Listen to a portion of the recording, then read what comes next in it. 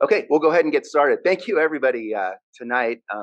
We've got I think this is the largest, I said this about a month or so ago, that I think at that time we had the largest group that I had seen post-COVID, and tonight looks like it far exceeds that. So I'd say that Doug, you brought in a real big crowd here tonight. Thank you for doing that.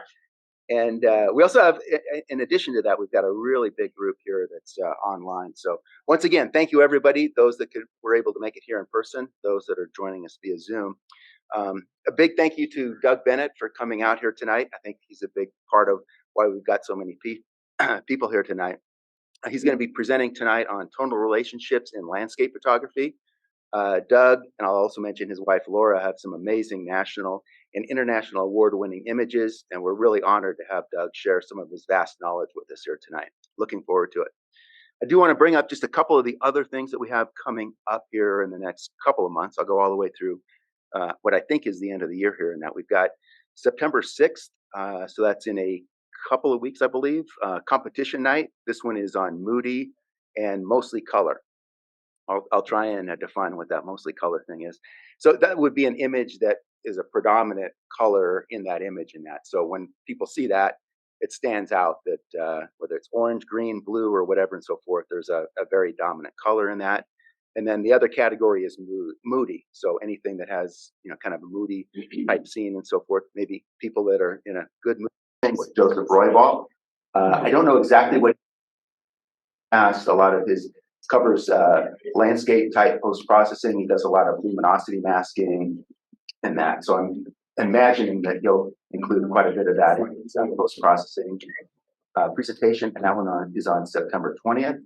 On October 4th, we have another exhibition night. We just had a really good one a couple of weeks ago in that. Members are welcome to submit up to 4 images. We usually go through those. You can talk.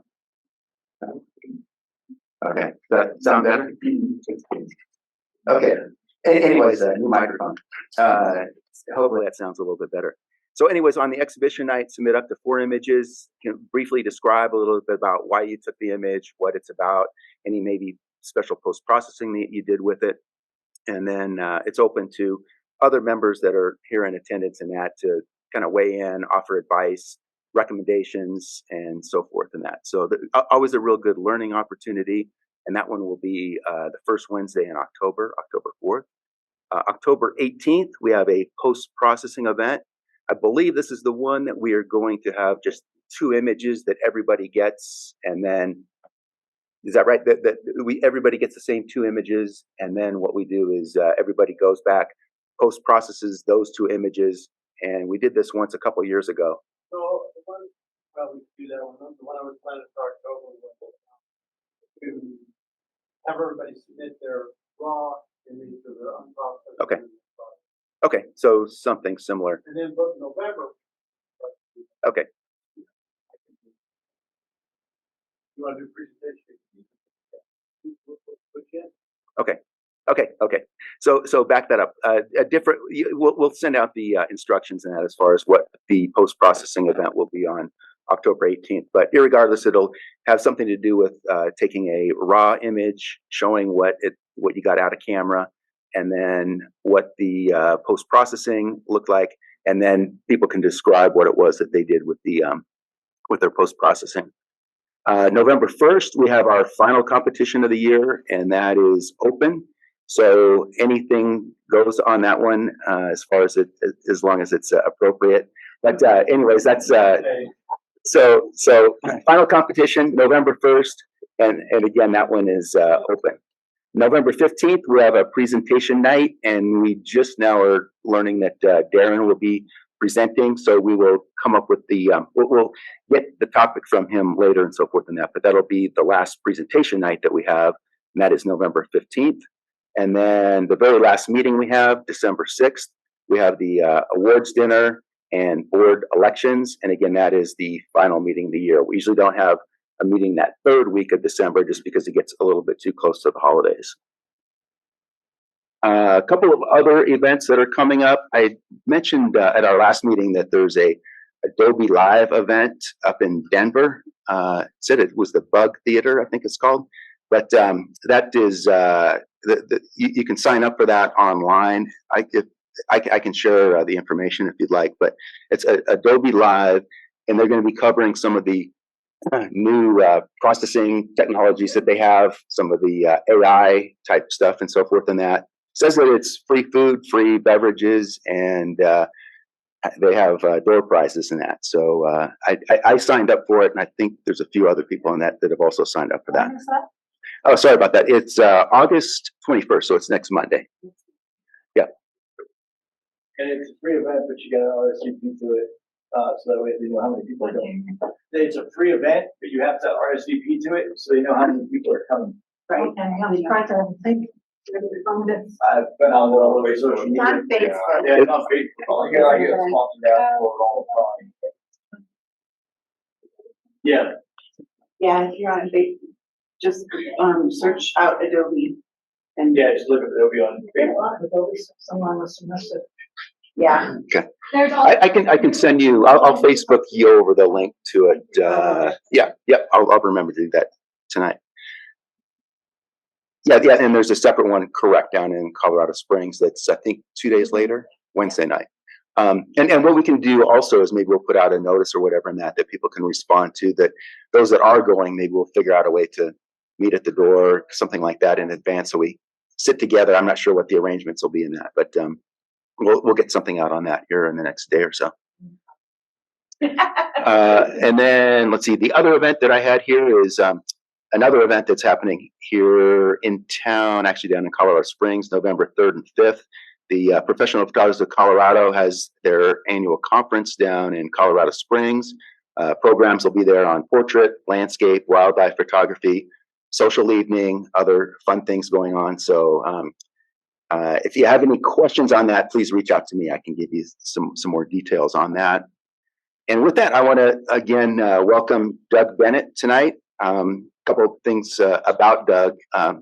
One, he's been a member of Professional Photographers of America since 2011, earned his master's degree in 2015. So I'm coming in, I guess, 8 years after him on that one. PPA craftsman degree, recognition for, which is a recognition for providing education to others. He does a lot of educational programs and so forth throughout the country, different schools and so forth and that. So a well-known landscape photography instructor. 5-time Diamond Photographer of the Year. Again, that's part of that, the PPA organization. 2-time Grand Imaging Award finalist, winning first place in the landscape category in 2017 and second place in 2015.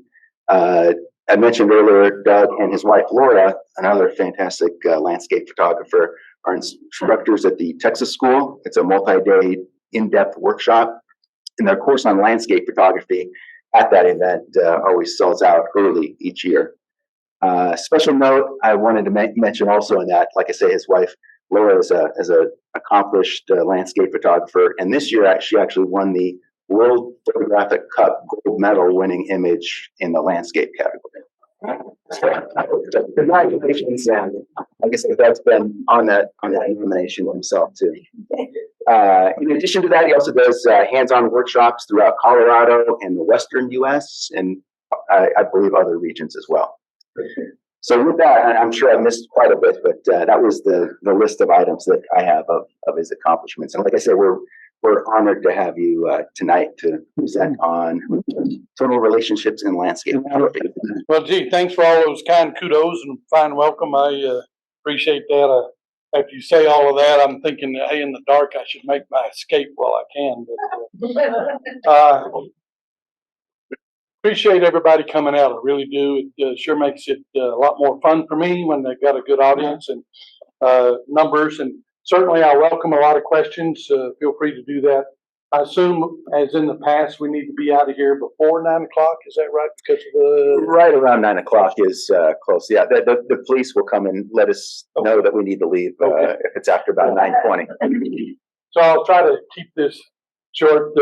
My good buddy Bob Dixie and I drove up together from the Springs, and Bob kind of, he's a little blunt sometimes. He says, "Yeah, Doug, you tend to talk too much," and so that's probably the Laura was originally going to do this program tonight. I know Bruce and I have been trying to find a date when we could do this for quite some time. We do a lot of traveling these days, and so we decided on 16 August a long time ago. And I told Laura, I said, "Why don't you do one?"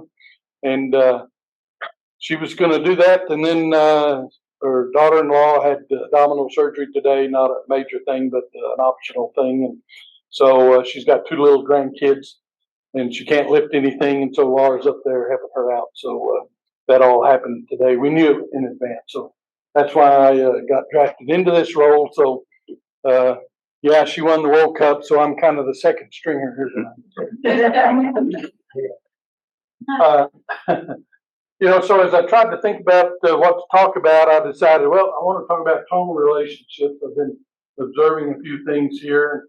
I thought, well, this might be something that I can kind of package up in a little period of time here to kind of talk about that. Now, you folks as a group, I'm familiar with the work that a lot of you do. I know I've seen it up on Facebook. I was kidding Elaine a little bit ago. I've been seeing some of her food photography lately. It's been making me hungry, so if I start putting weight back on, I told her to chat with her. But so I'm gonna. Oh, the pointer don't work on the screen, does it? No. So this may not. The pointer may not be doing me much good. But I am going to talk about a few other things because this won't take up all the time. But some things are kind of related to it. First off, I wanted to ask, how many of you are members of PPA? Okay, so a good number of you. Some of you are not. That's fine. And the reason I asked the question is that some of the terminology I might use and that sort of thing, I'm just kind of familiar who I might need to expand on that some of it. Okay, let's slide here and see if this works. Yep. So I thought it's been a long time since we've been up here. We haven't been around too much. I know my 2 boys, they finally came out and told me, said, "Dad, don't tell us when you're gone, just tell us when you're home." And so certainly that's been the case for us the last 2 years. We've done a lot of travel. I keep trying to point the corner, but we've decided to really get into some of these high name workshops with Mark Adamus, Alistair Ben. Probably some of you are familiar with those guys. The first one we did was with Alistair Ben on the northern coast of Spain. Didn't work out too well for me. My left knee was absolutely killing me. I couldn't walk down to the beach level. And so I flew the drone quite a bit as a result. Last mid-July, I got the knee replaced, and that was the worst agony I think I've ever gone through in my life. But finally now I think I'm at about 9%. Now I can do a partial knee on my right one here, probably around the 9th of November somewhere. Then in December, we went to New Zealand with Mark Adamus. Some of you are probably familiar with him. That guy is one fella. I was telling Olin Jones before we started here that when we were around him, we felt like novices. Then we got the opportunity to go to Chile, Bolivia, Argentina with Ignacio Palacios, along with Marcel Van Oosten. Not sure if you're familiar with those guys, but this Van Oosten fellow has won about everything on an international level that you can think of. And so has Ignacio Palacios, particularly in Australia. In the Australian equivalent of PPA, he was the landscape photographer of the year many times over, so he really knows his work. I know we're in the dark here. Can we turn the lights on sometimes and then turn them back off sometimes?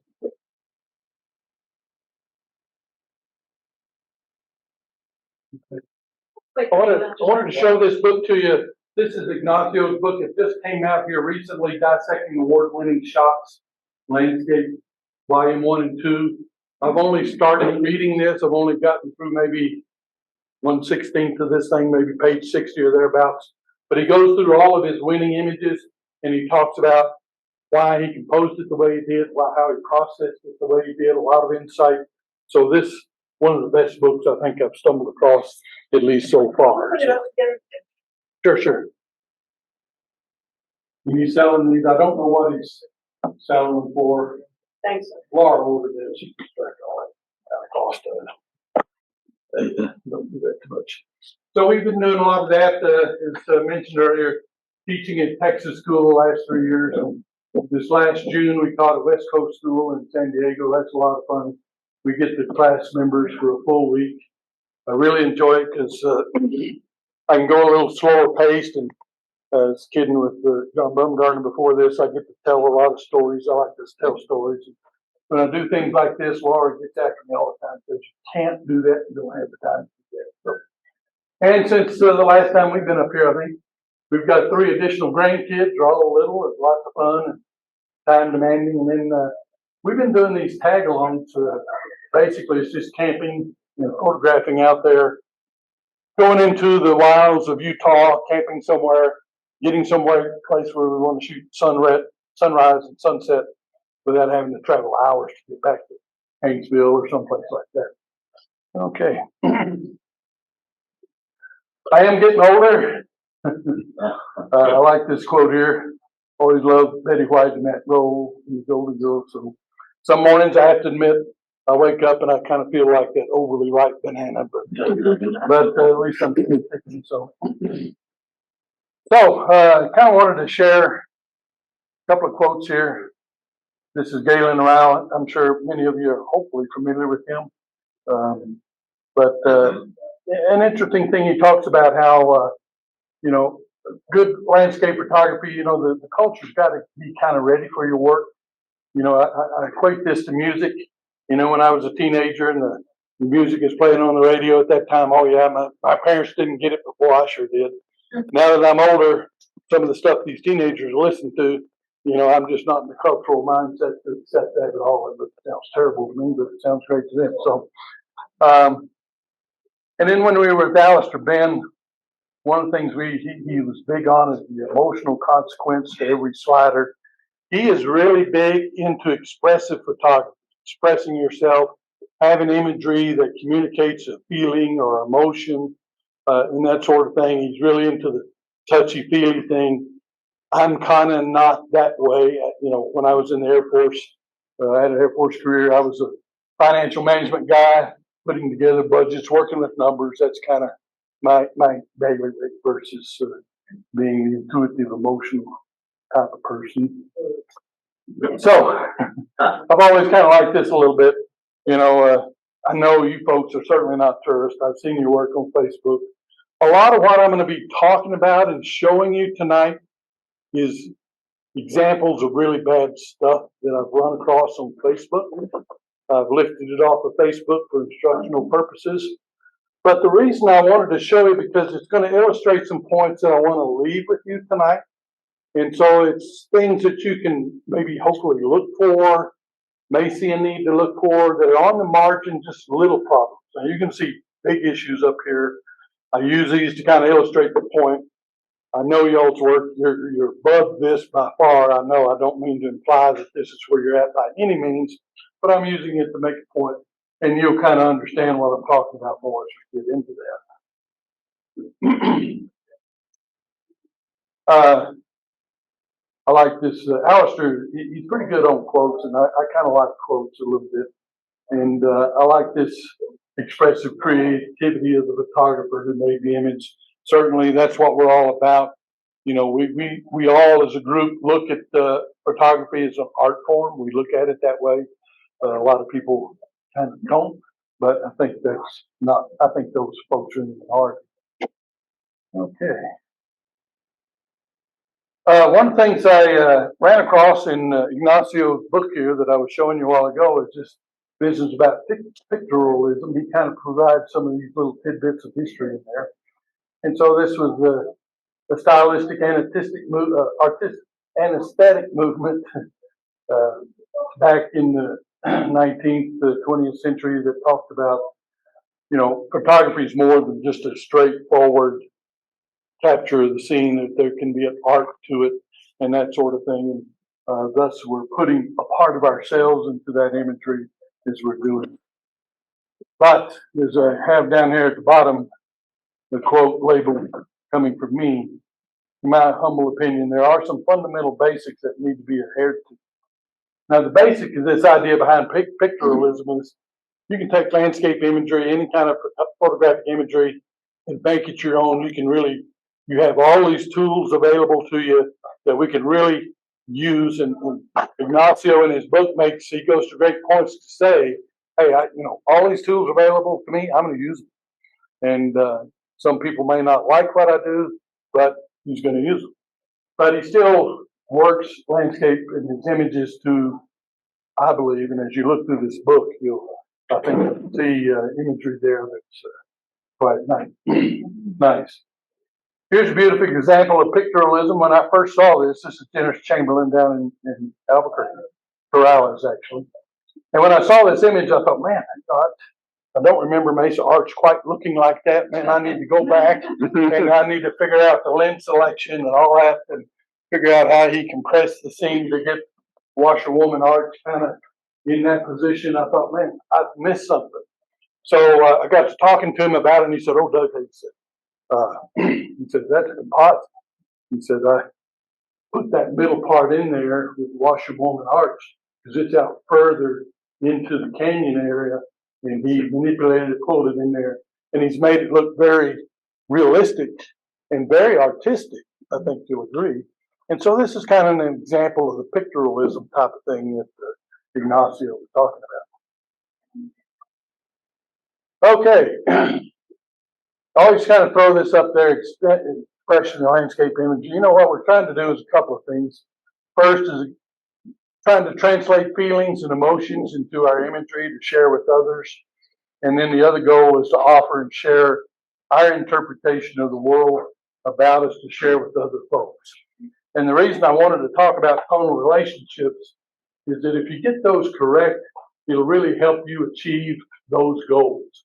Perhaps stated another way, if you get the tonal relationships out of kilter, and I know that's a real objective term to use, out of kilter, out of whack, but it can really disrupt your objectives in trying to achieve those two goals, okay? So as we go through this tonight, kind of keep that in mind. And this is an example. The bottom here is recording of the scene. This is over on Dallas Divide. I'm sure most of y'all know where that's at. But when I took the shot, this was what I was already envisioning to do. So this is recording a scene. This is bringing more of a personal emotion and feeling that I wanted to convey to the viewer. Okay. Is the screen full size, or it looks like there's some stuff that's cut off? Well, oh, you mean down here at the bottom? No, the top. It's just part of the matting here. I did that so that I could just make this image a little bit bigger on the screen. Okay. Yeah. Right. Yeah. So, yeah, I did that in numerous areas here. I was going to say too, there is a little bit more color that I see on my screen than what shows up there. Yeah, so I noticed. Yeah. I like this quote from Ignacio. I think he's spot on here. You know, what we want to do is engage the viewer of our work. We want to draw them in emotionally. We want them to feel something. We want them to stop and take a look and make them feel like they're there. And we're trying to tell a story. We want them to connect with their scene. It's easier said than done, obviously. And Ignacio also quotes this fella. You know, if we look at our photographs and we find that they don't have any reflection of ourselves, it's probably a good sign that our imagery has kind of lost an element of our souls, if you will, from that. This fella is an assignment photographer from Canada. I didn't know who he was. I looked him up the other day. So just who he was. And this is Marcel Van Oosten I was telling you about. And I think he's spot on here. Simplicity is the ultimate sophistication. I shot along beside him in South America. We went to this one place in Argentina called the Red Hills, and we were there pretty good. I worked it real hard, both with the camera and with the drone. And then the next day, we had the opportunity to bring images in and, you know, talk about them, do a critique. And so I brought one in. I thought, okay, I'm doing pretty good. And then Marcel showed the one that he got. He was shooting the same hill and same group of hills I was. And, you know, I saw his image and then I didn't want to show mine. I mean, it was amazing the kind of eye that he had. So he's definitely good. One thing I will say, nice fella, and he would answer any question that you had, but you had to ask the question, otherwise he wasn't doing any instruction whatsoever. And when we were out there, he was usually shooting for himself, as opposed to giving any attention to the workshop participants. That's a little harsh, but that's the way it was. So, when you analyze the textual images, you can look across, the composition, design, light, the subject matter, and does it speak with a quiet voice or does it shout? What is it communicated emotional? And the reason I wanted to pick on or talk about tonal relationships, it kind of goes across all of these elements. And if you get the tonal relationships wrong or off a little bit, it can hurt your objective in all of these areas. And hopefully that'll come out more as we jump into this. So what are we talking about when I talk about tonal relationships? And the first bullet there really captures it. What is light should be light, and what is dark should be dark. Now that seems very simple. Probably your first thought is, geez, why do I need to sit here the rest of this evening and talk about this? I've got that, I understand that. But when I show you some of the stuff, you're going to be shocked. I think I have been. When we shot film, the engineers kept this correct for us in terms of these tonal relationships. We either shot with Kodachrome or Ektachrome or Fuji Velvia. I love Velvia. Velvia delayed my entry into the digital world for so long because I love the look of Velvia. But once we gained control via digital, we have done, and I have done, still doing some pretty dumb things out there. And if you look on Facebook, you can find a whole bunch of it. Okay, here's the first example. Okay, total relationships are totally out of whack. Again, here I'm using that very objective term, out of whack. I need to find a better way to do this. But if you do shadows and if you do them properly, they can really be beautiful. But look at this. Down here in the bottom, this is water. This is in shadowed area. How can it be? Well, one is super duper blue, as you can tell. It's almost neon blue. And then, hopefully that looks to you in its color form, looks pretty strange and off. Hopefully it does. One good way to see how you're doing tonally is to pull out the color, go to grayscale, and there it is in grayscale. I'm not talking about a black and white conversion, but just totally desaturate the color. And then the resultant tonality will show you. So look at the tonality of this water that's in shadow. That's the rock underneath the water. Look at that tonality of gray relative to some of the tonality up here in the rocks. You can see it's basically the same. That should tell you right off that things are out of whack here. And to me, it takes some kind of effort to make that happen. Okay? And whoever did this is probably thinking, well, gee, look at the layering I got cool colors, I got warm, cool, and thinking, man, I hit it. And to look at the Facebook likes and Facebook comments, he's going to be bolstered by having done it right. And whoever that is put a lot of work into getting there, because I know that location, it's not an easy place to get to. It's almost, it'd be fun forensically to go in there and figure out how did he do this? It's not an easy spot to get to. Yeah. You're going to see some that are going to strike you even more difficult than this.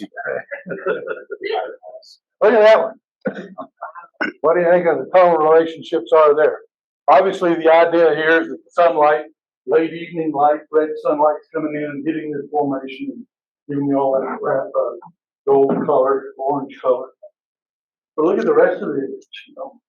And I have a question. How can the light skimming across the horizon have that kind of color compared to it and the sky look like that? I think that's incongruent as well.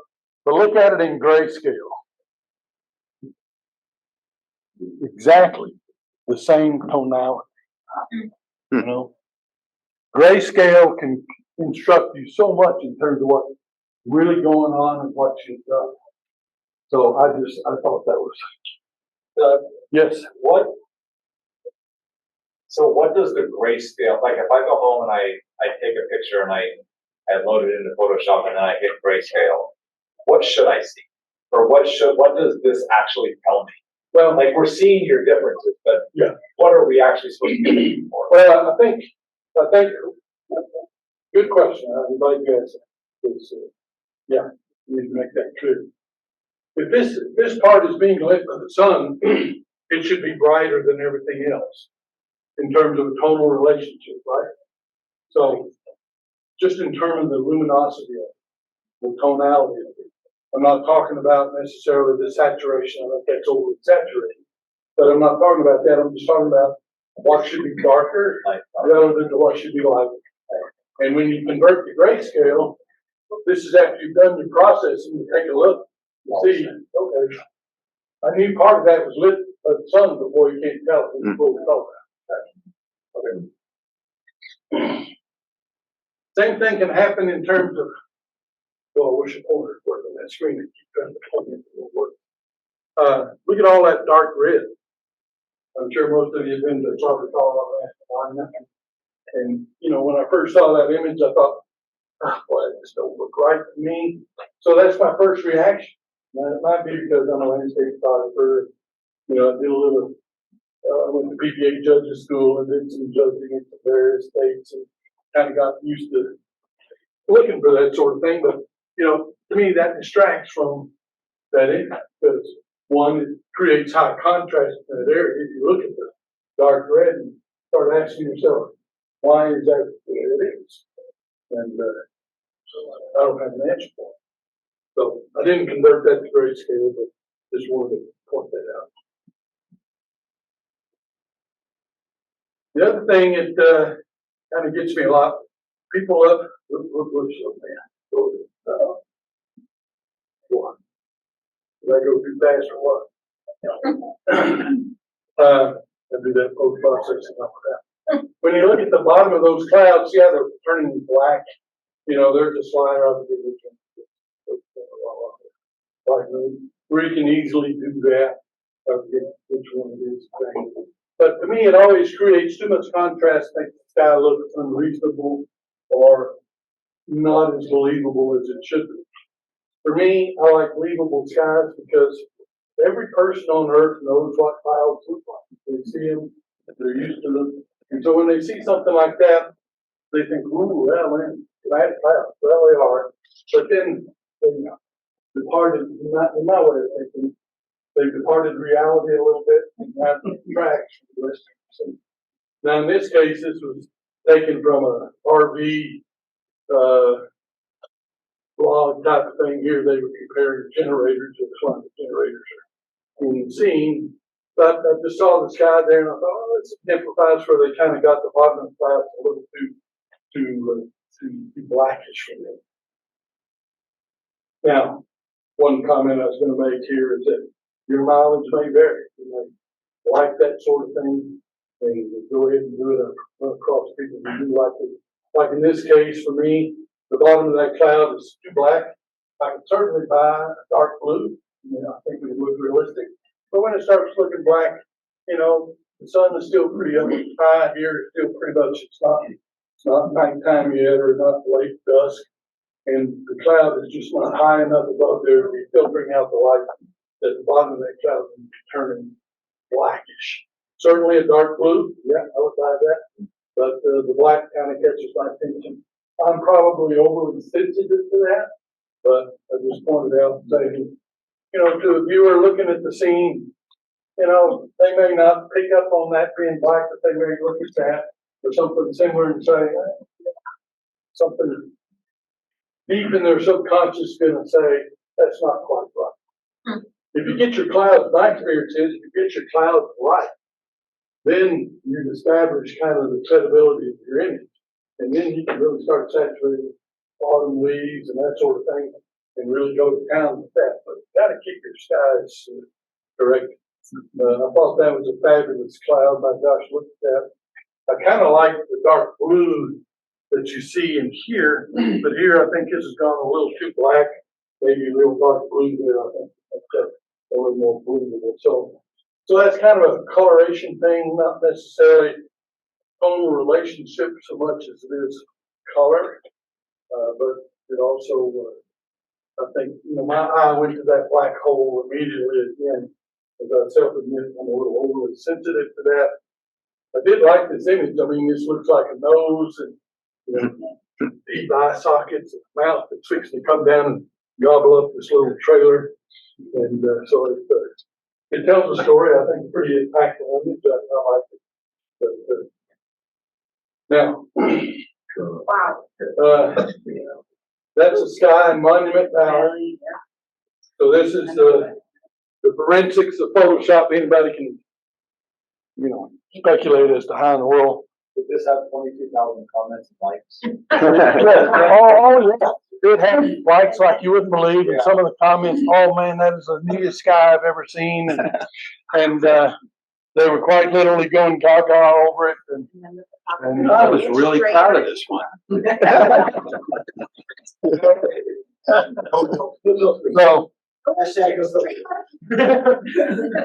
So I said I simply have no comment. I put it the title there, and then my next couple of slides deal with it. So I guess I did comment after all.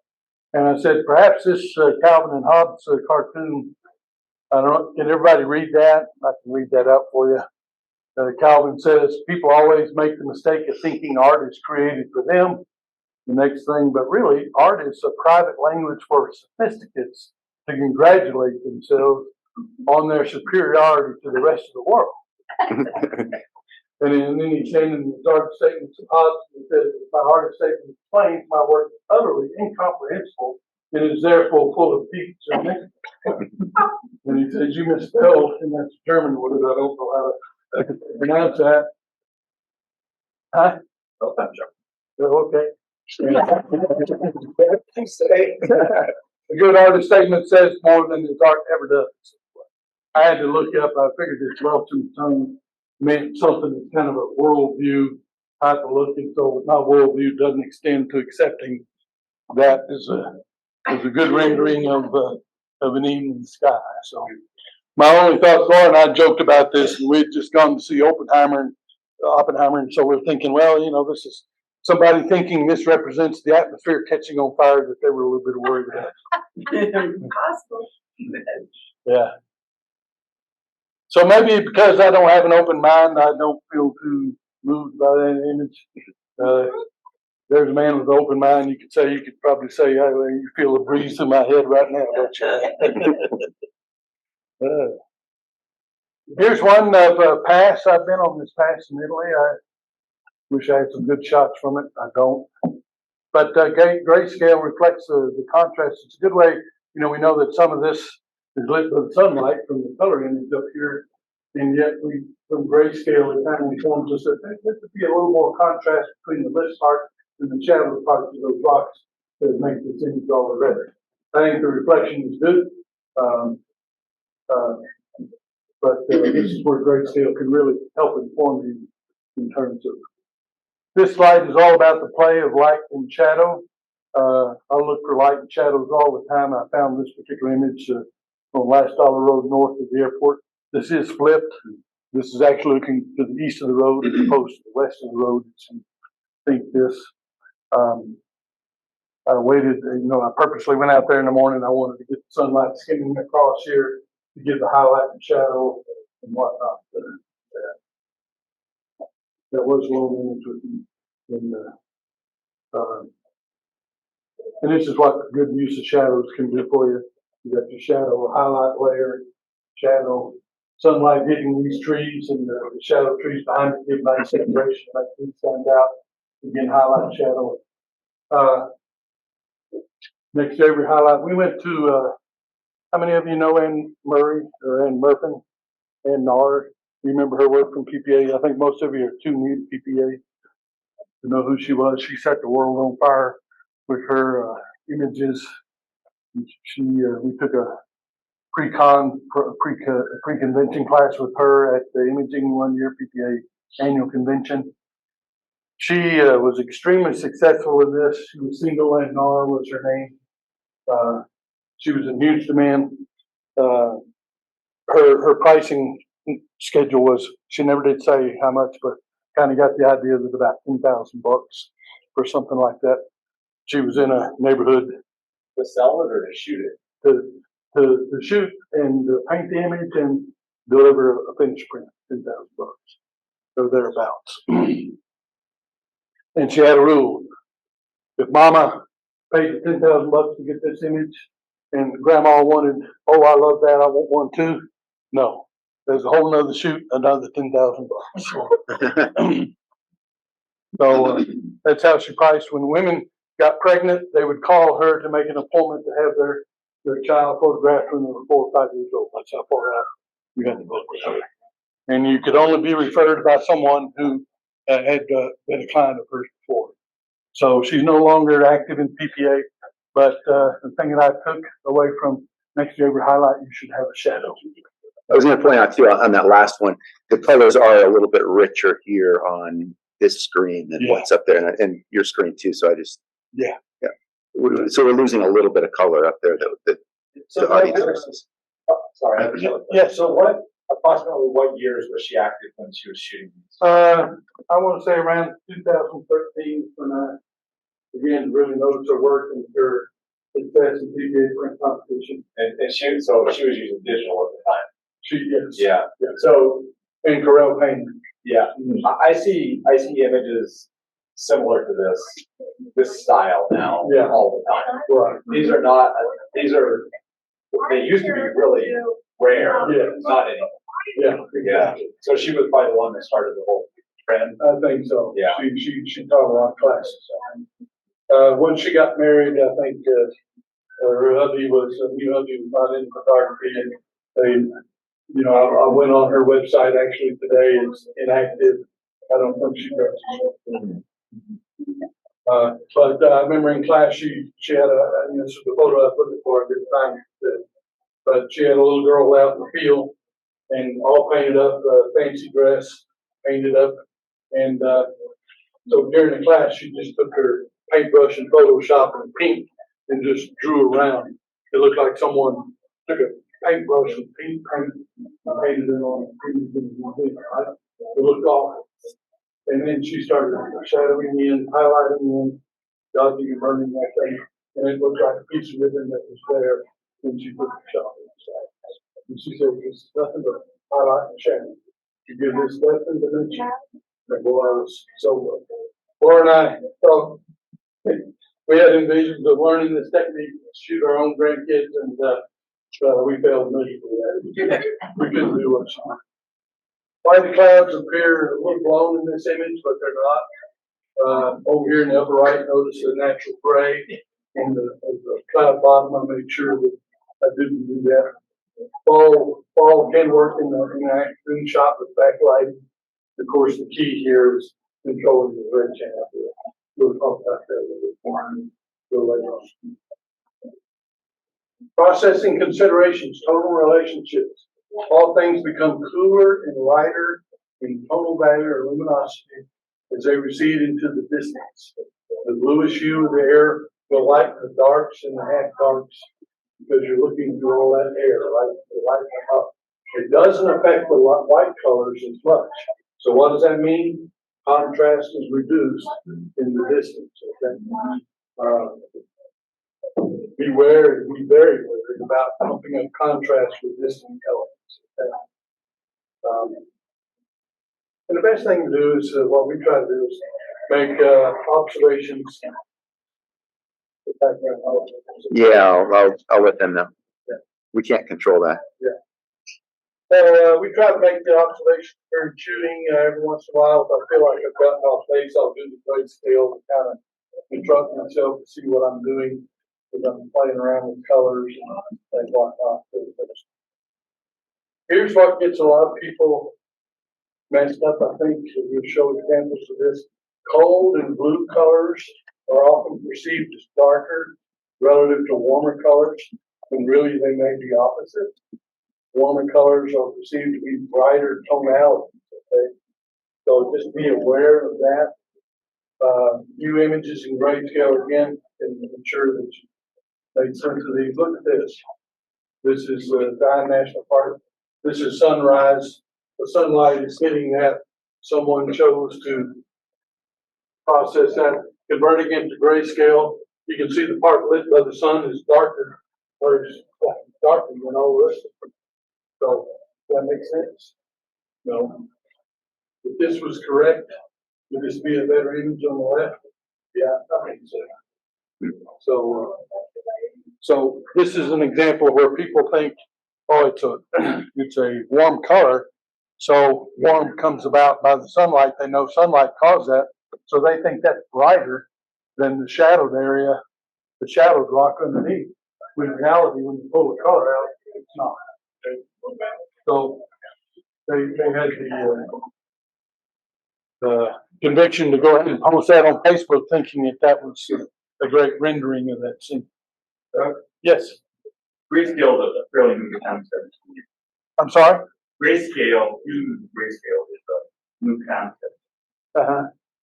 How should that look on grayscale if it was done properly? Well, it would, it would tell you that by looking at this part to say, oh, I've got this wrong because if this is the part lit by the sun in grayscale, that should be brighter, right? This is being lit by the sun, the other part's in shadows. Okay.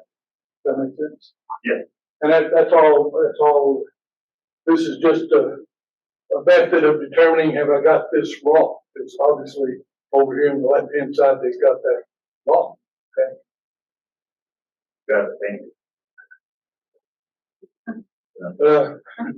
Now you're gonna have all of us going home and switching our images to grayscale. About light and dark. Yeah. Well, and I think this group as a whole, I know who you are, and I know you come to these, I think you wouldn't be making those errors anyway. But, someone posted that up on Facebook. So, here we are in the deepest part of the canyon. You would think this is getting the least amount of light. This should be darkest.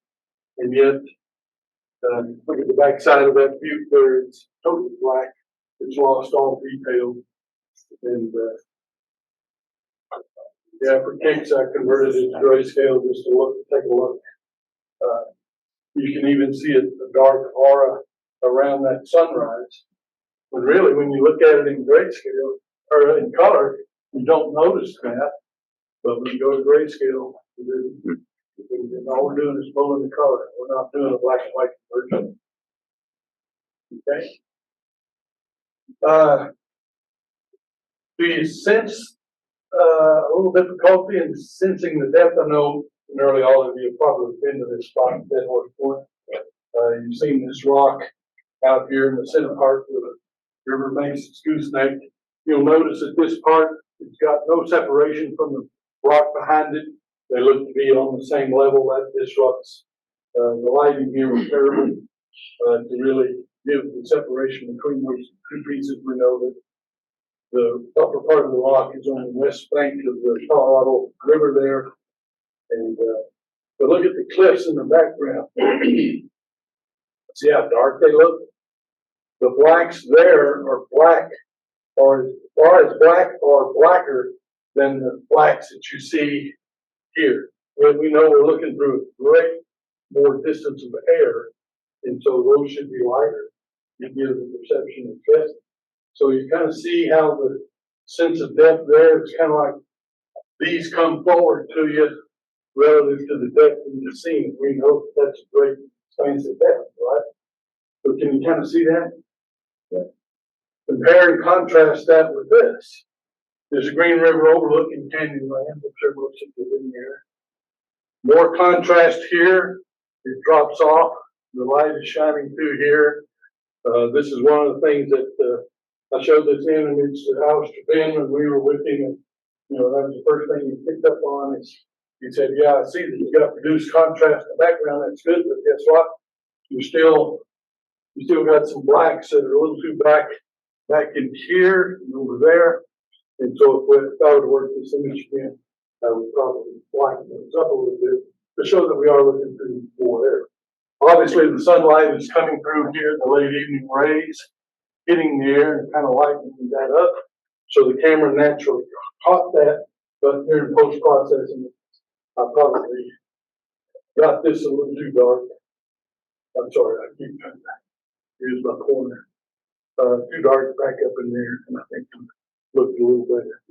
But Alistair, would you do some of this editing in grayscale and then No. go back to color? No, I just use the grayscale just to kind of check things out. And I'm using grayscale here to just kind of point out to you so that it's more readily apparent to you that Right. the total relationship's kind of, in some of these cases, got totally flipped from where it should be. Right. Okay. But no, I don't ever edit in grayscale at all. I wouldn't know what to do. Okay, so you kind of see that drop off in contrast in the background, and that kind of lends itself to creating a sense of depth in the image. That's what we're after there. Okay, tried to keep the clouds as natural as I could. I could have added blacks to the bottom of those clouds easy enough, but then that would become a eye trap. Remember, we're looking at these clouds through a great depth of air as well. So those blacks should not be black. They should come across as dark blue, kind of like what they are. Okay? Here's an image that I think is just beautiful. This is an image by Erica Harvey. I don't know how many of you know her. She's from Sioux City, South Dakota. She's primarily a pet photographer, but she's also super good at landscapes. Look at the level of blacks here, and here, and then look at the level of blacks there. A lot less back in the background. Really lends a sense of depth to the image. The clouds are treated appropriately. They look very realistic. One could be very tempted to do localized contrast adjustment on those peaks, but I think you can see that would harm this image in terms of its sense of depth and into the beauty and what you're trying to share with whoever the viewer may be. So you're saying that the blacks should be lighter towards the back, yes, but wouldn't that depend on the light? it would depend upon the light, but more so the amount of air between you and what's way back there. Obviously, there's a lot of air between camera position and where those peaks are at. So if you start pumping up the contrast on those peaks, they're going to look like they're closer to you than what they really are. I feel like if your eyes are closer to that rock in the foreground there, you're going to be able to see all the shadow detail much better than you would way in the distance. Yes. Depending on the light. Yeah, and that's kind of the idea. You can see the shadow detail here pretty well, even though this is pretty dark. Right. But you're not going to see blacks like that back here. Okay.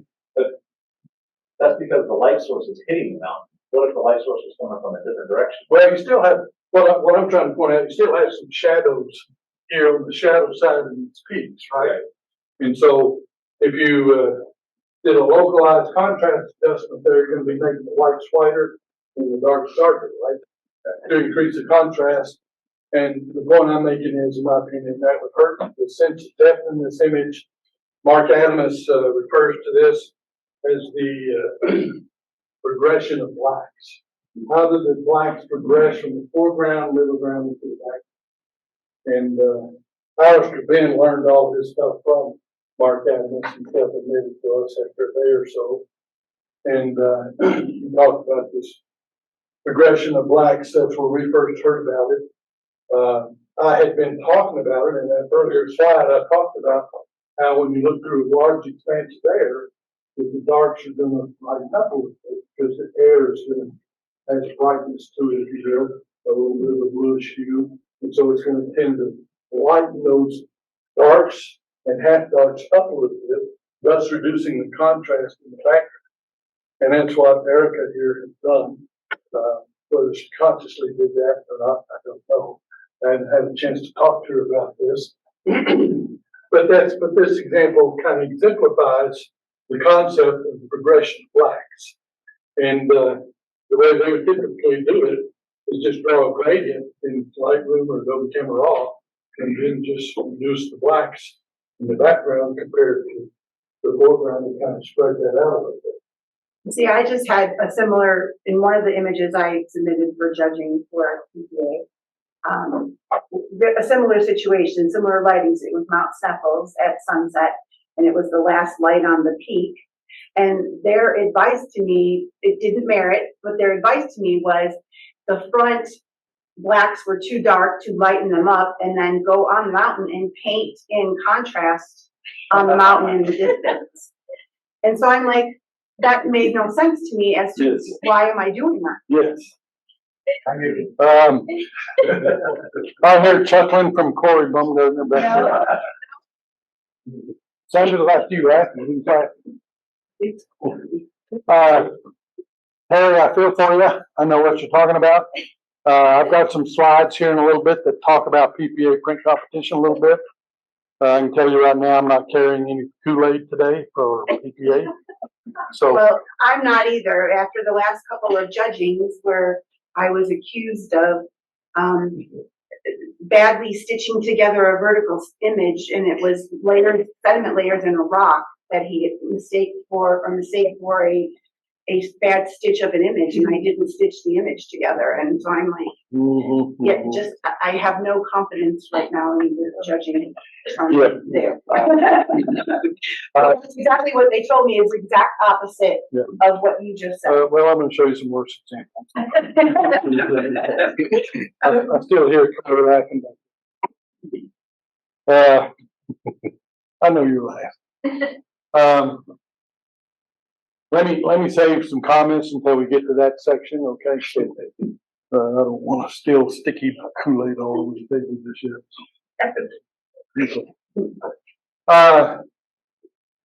Color relationships. Watch out for the processing blues. You know, I get processing blues. I get angry with Photoshop sometimes. I have a love-hate relationship with it. A few years ago, I got so angry I was about ready to quit photography altogether. I was so mad. So I went in and made me an espresso shot to kind of cool myself down. And Laura says, you need a trip to Albuquerque to get some good Mexican food. And she claims I was packed and ready to go in 15 minutes, and I think she's probably right about that. And that was great for attitude adjustment. I'm sorry, I heard a comment. Said, are you sure she hadn't packed for you? If she hadn't, she'd be kicking me out of town. So, you know, with digital, the saturation slider can easily get the blues out of whack. And again, I'm using that very objective terminology, out of whack. But it all relates to how our vision works versus the digital response to color labeling. You can turn the lights up again right quickly. This is Galen Rouse, Inner Game of Outdoor Photography. Back when he was active, he wrote a bunch of articles for Outdoor Photographer magazine, and this is kind of a compilation of a bunch of them. This makes for a great bedside reader. It is difficult to read and keep your mind into it. It put me to sleep numerous times.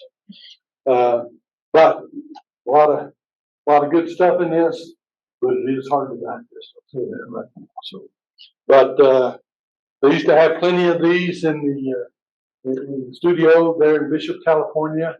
Now that they've shut down, I'm not sure how hard or easy these are to come by. But this talks about how the brain and the eye works. And I didn't include the slides here. I usually, for a longer week-long sessions, I get into this a little bit because I like to explain the whys and some things. But, you know, we tend to think that the colors we see are exactly what's out there. And what's really happening is our eyes are the sensor and our brain is doing some software processing of what we see. Okay? And it has a difference between reflected light and illuminated light. All that sounds pretty heady. It is. Read it. You'll go to sleep a few times, but it's quite interesting to read.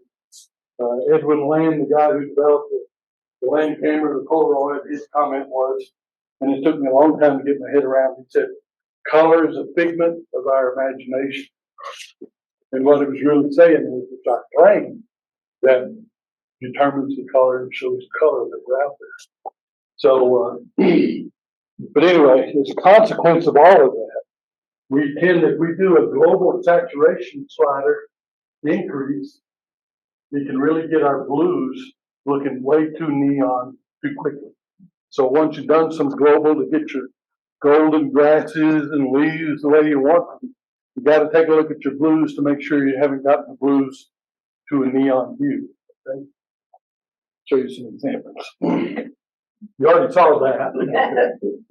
I hate to keep doing that, but the blues are near neon. Part of the problem is these were just way too bright, as we've already talked about.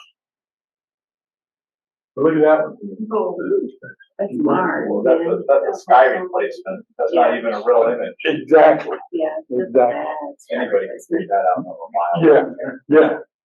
And, you know, Those rocks. I do talk about sky replacement a little later. But, you know, given where the clouds look, you can tell the sun went down over there. The time, somehow or another, there's a second sun. Back over there. Acting like the little shadows on the peaks where they're falling. And this is where, you know, they just took the global saturation slider and said, oh man, that looks great. So, I'm glad to see that y'all don't think. I love it.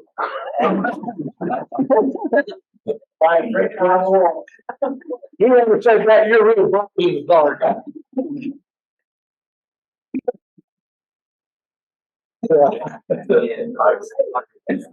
Here's where the blues are probably a little bit too blue. Look at the antlers growing out of the hump on that buffalo, huh? The tree back here kind of bad position for that buffalo. Here was one of my own photos where, you know, I did the global thing. I don't know what all I've done, but I kind of decided to hang my blues up here, looking a little bit too sneaky blue. So I did a little bit of desaturation on it. Not much. Usually you don't have to do much to get it to working the way you want. One thing I usually like to point out on this particular image, I entered it into a district PPA competition first. I knew I had a little blown highlight right here on that white snow. And I knew it was blown out a little bit, and I thought, you know, I'm not going to mess with it. They won't see it. Well, guess what? They do it. And didn't merit in the critique. Came back and said, oh, you know, blown white snow here. So I just took my brush, copied some of the pinker color that was in there, just kind of low opacity, kept shading that in a little bit with a little bit of pink, and then it became a blown image for me. So despite the things that we say sometimes about the CPA jurors, I did learn a whole lot from the competition. There's a lot of learn how to catch little eye gotchas that do make a difference and are important to know. Okay, green tints and bright reds and oranges. I'm going to show you some gross examples here, then some that aren't quite so gross. My point here is always look for this, be sensitive to it, because it can so easily creep into your images, okay? And I'll show you one of mine where it did creep in a little bit before I knew better to watch for it. Can I have the lights up again a little bit? Which will probably be the last time. You know, when we shot with film, when we shot with transparencies, probably some of you have heard that it had a toe, like if you overexpose, and like the bright colors here, we still tend to keep their nice tan color, even though we might be very bright. And that was the toe or the emulsion out there. You've been around a long time, you probably have heard about that idea. This picture of Acoma Pueblo in front of this book, I'm sure was shot with slide film. I suspect the darks do get a little muddy. They're not showing much detail there as we would expect to pull out in the digital arena today.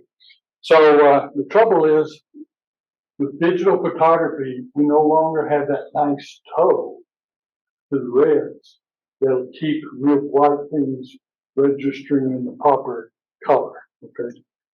The rendering of the proper color. So, digital likes that toe. The brightness of the red channel is going to max out before the green channel in your RGB histogram. Green, red, green, blue histogram. If you don't know what that is, I'll show you. But what that requires us to be sensitive to is to see the green tint creeping into our reds and warm tone colors so that we see that it's happening and we can stop and go back and recover our red channel and prevent that from happening. Okay? Some of the examples here will help you get there. Here's the back of my Nikon D850 with the red, green, and blue histogram. It's also got the luminous histogram up at the top. I've just seen that not there because I'm always looking at the RGB. The green channel is extremely sensitive to light. So in your camera, it's never applying any multiplication to your green channel, right? Your red channel and your blue channels are being boosted by a certain factor based upon the white balance that you pick in your camera, okay? And what it's doing is giving an appropriate mix of red and blue relative to the green to render the color for the white balance of the setting that you're in. Does that make sense? A lot of words there. Hopefully that registers maybe a little bit. The nice thing I like about the Nikon is that I can pick blinkies to show up for the red channel. I find it's got the red highlight on the R for the red, and you'll see the yellow box driven around the red channel here. So as soon as that red begins to pile up here on the right, in my image on the screen, I start getting blinks to tell me that I'm losing my red channel in terms of my exposure. Okay. Make sense? Yeah, it's a question I have on that is, so if you do lose the red, like you said, if the reds blow out or whatever, what's the adjustment? Are you just taking the overall exposure down for your, say, the next image, or how do you control just that red channel in there? Two things. One is in the original exposure. Mm-hmm. You don't want to lose your red channel in the exposure in your raw file because once you blow it out there, it's pretty much gone, right? You've already lost the data. You've lost the red detail. All these pixels that pile up on the right side, they're going to end up being the same tonality, same level of brightness. So any detail relative to dark reds, lighter reds, even lighter reds, it's going to be lost. It's all going to be the same color. And you'll see some examples of that here in just a minute. Then, as you post-process, when you start playing with saturation, contrast, this, and that, the other, your red channel is going to want to start blowing out again. So usually in what I do in Adobe Camera Raw, I don't use light. I pull back the exposure a little bit to get things away from the right-hand side of the histogram. And then I bump up the shadows and the blacks to get those visible. And then I start working from there. I sold that little trailer too, by the way. I think I'm gonna, with my knees, I just couldn't get in and out of it. I bought a bigger one, but now it's giving me a headache. Okay, I pulled this slide from a different discussion about exposing to the right. That's what the GTR means. I'm going to make the presumption that most of you are familiar with that. Maybe you do practice it, maybe you don't. We do. I don't usually try to get this greedy in terms of getting all the way to the right-hand side. I'll leave a little bit of space. But that's because most of the tonal values of the histogram are over here versus over there. And as you get your shadows away from this side, your shadow data is going to be, you're going to have more tonal values there, and it's going to have less noise. So, the only difference here between these different exposures is the shutter speed that you can see along the bottom wall here. Okay. Right. Here's an example of where I've been talking about the red channel blowing. You see the red channel, all these pixels piled up on the right-hand side. Some of those pixels wanted to follow a slope like this, or kind of like that, but they can't because it got to the maximum brightness. You can't toe out here. There is no toe with digital. It just shuts off. All these pixels are bright red. There's no tonal differences there whatsoever.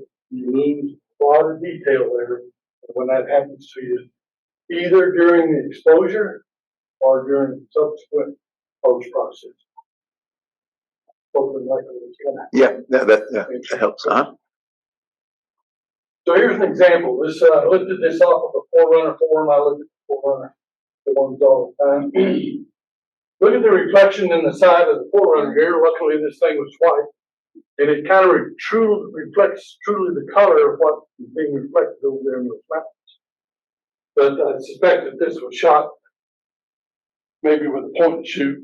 I have no way of knowing, obviously, but whoever shot it caught it with a lightning bolt, which I thought was kind of neat. But the automatic camera exposed for the majority of the scene and did knock the exposure down to protect these reds over here.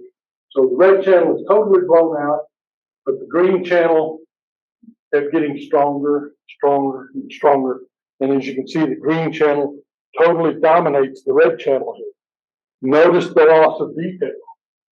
There's no detail. That's just all one solid color. Right? So you don't want that. This is a gross example.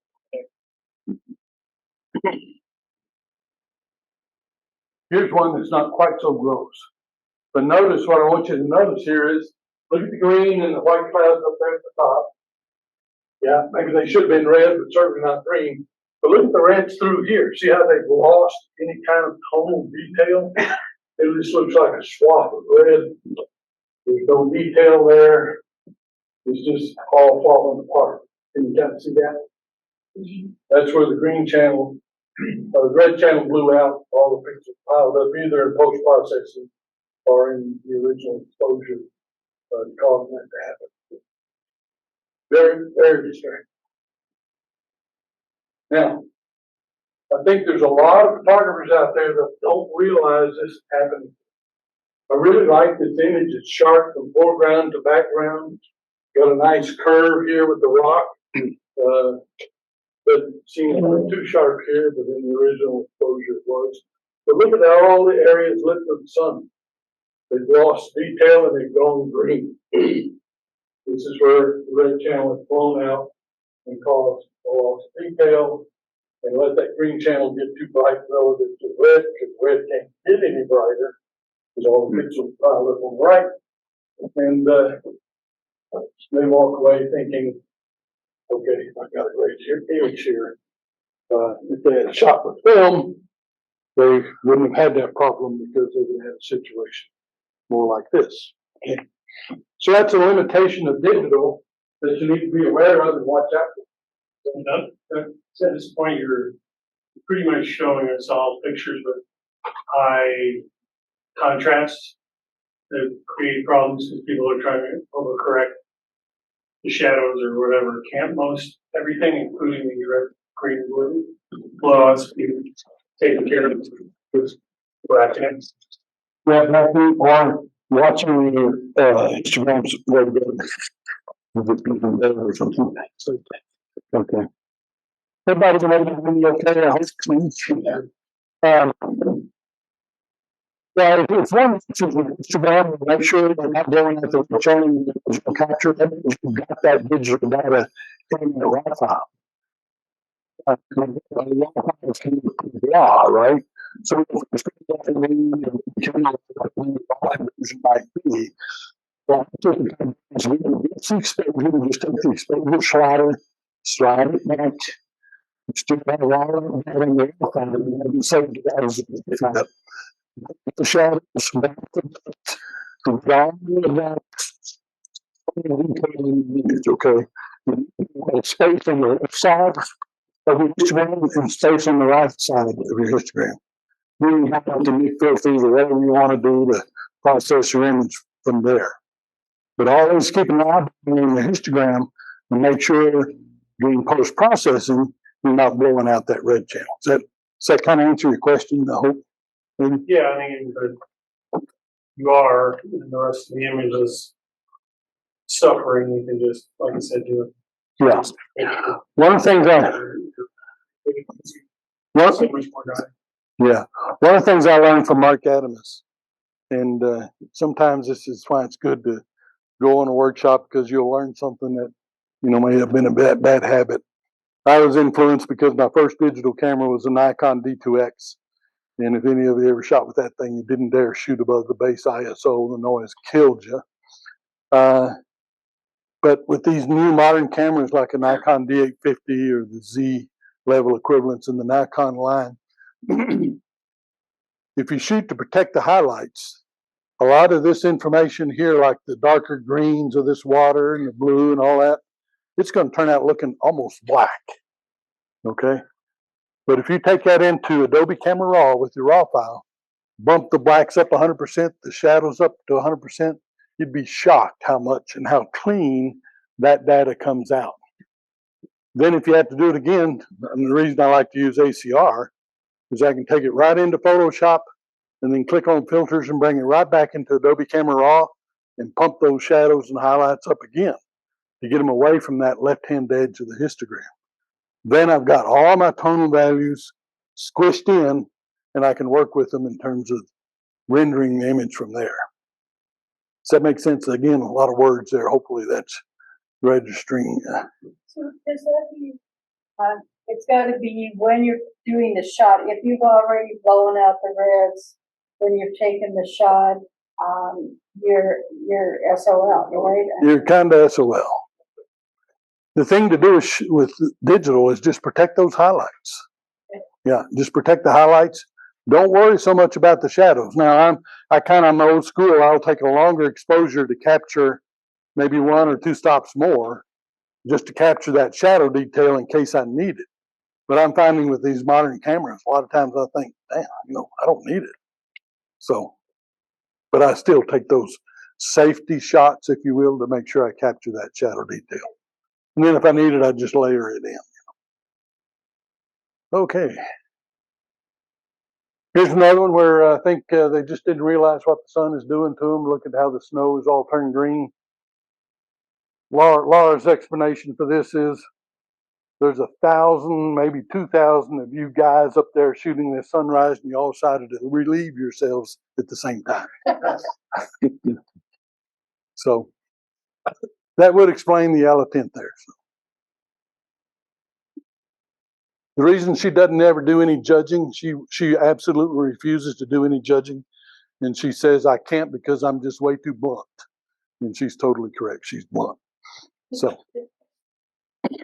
here's one where I think, pretty neat cloud and all that, but foreground's out of focus. Lost the red channel up there in those clouds. It can happen to you very, very easily. Not so much green there, but there is a little bit. And if there's a little bit, you need to go look at those histograms and see what they're telling you. Look at that one. Green, green, and green, huh? That could have been a fabulous sunset if that had been treated right in the post-processing. And maybe it was lost during the exposure too. I don't know. But that's an example of where, okay, that's not realistic. The green is wrong. The red's in here, gone too much as well. Again, I'm showing you a gross example. Look at this one. Now, we've already seen something kind of like this where they've taken a sunlit cloud, they've darkened it down, and they've really pumped up the saturation. So maybe there's something in terms of that worldview by that German word that I'm not getting here, and maybe this is the end thing to do now. I don't know. But when you convert it to grayscale, the cloud lit by the sun, look at the grayscale rendering of that cloud relative to the other clouds not lit by the sun. That should tell you that something's out of whack here, right? So, yes. So I get what you're saying about the grayscale. Uh-huh. But when you look at this, the spot to the lower right of the moon there's a bright spot in the color cloud. Yeah. It's not in the grayscale. You're right. Why yeah. is that? Because obviously the cloud is multi-tone. It has light and dark areas. Yep. So what is the gray telling us? Is it saying that it's all the same? Well, that would be one interpretation, but that's a good observation. I don't really have an answer for you on that one. Other than to say for the entire cloud as a whole, the tonality is off relative to the cloud that's not lit by the sun. But you're right, that part there, that The yellow and orange aren't differentiated in the grayscale. You're right. That's a luminosity, right? So is that saying that the density of the yellow and the density of the orange are the same? Presumably that's what it's telling you, but I have a hard time accepting that, which I think you are as well, right? Right. Yeah. I use density. Yeah. So that's Yeah. just lightness, dark lightness. Sure. But at it just as the whole cloud is blown out, and so there's no detail. It's, Well, that could be, but as Darren is pointing out, we're taking the color out. So we're taking out that deep red that's here to the left of the very bright greenish yellow color. And that should reflect over here, and it's not. Right. It shows the different scale. Yeah, yeah. So I don't know.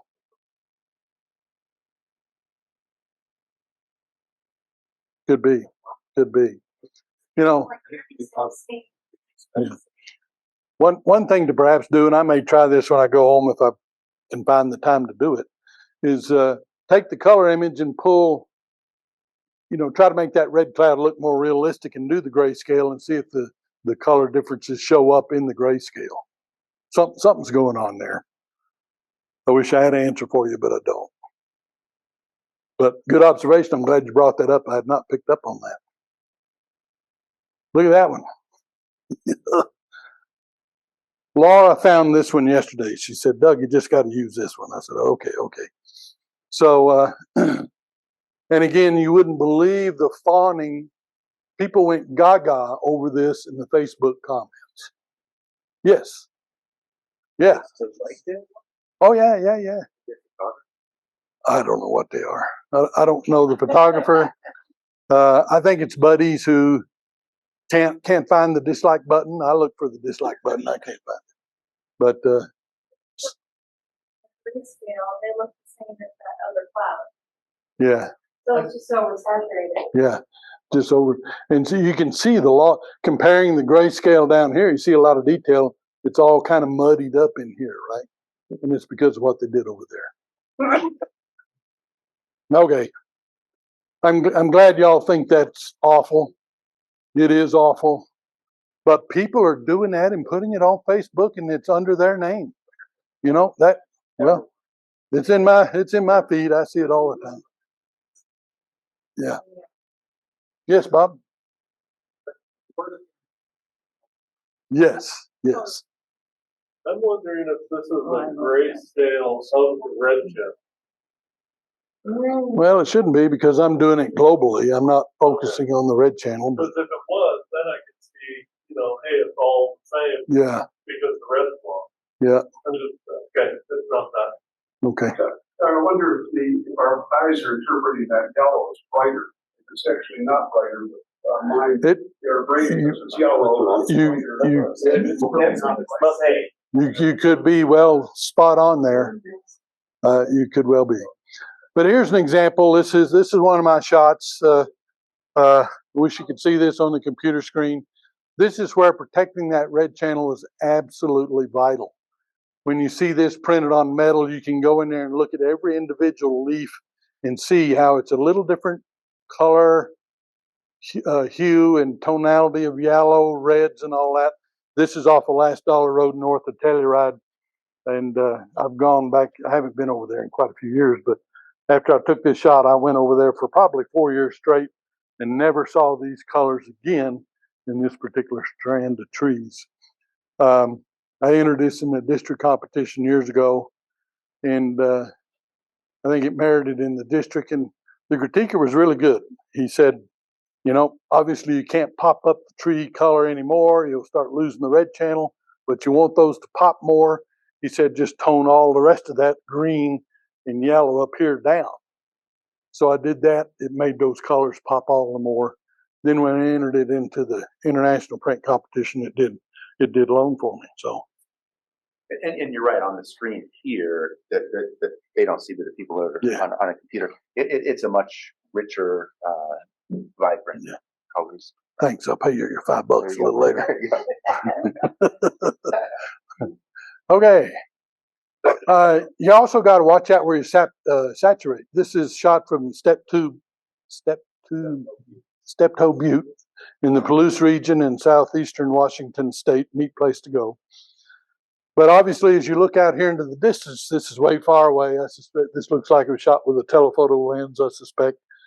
But, the saturation level here, which you would expect being closer to you, they got the same saturation pretty much going on back here And so the sense of distance here kind of doesn't come across as well as I think it should.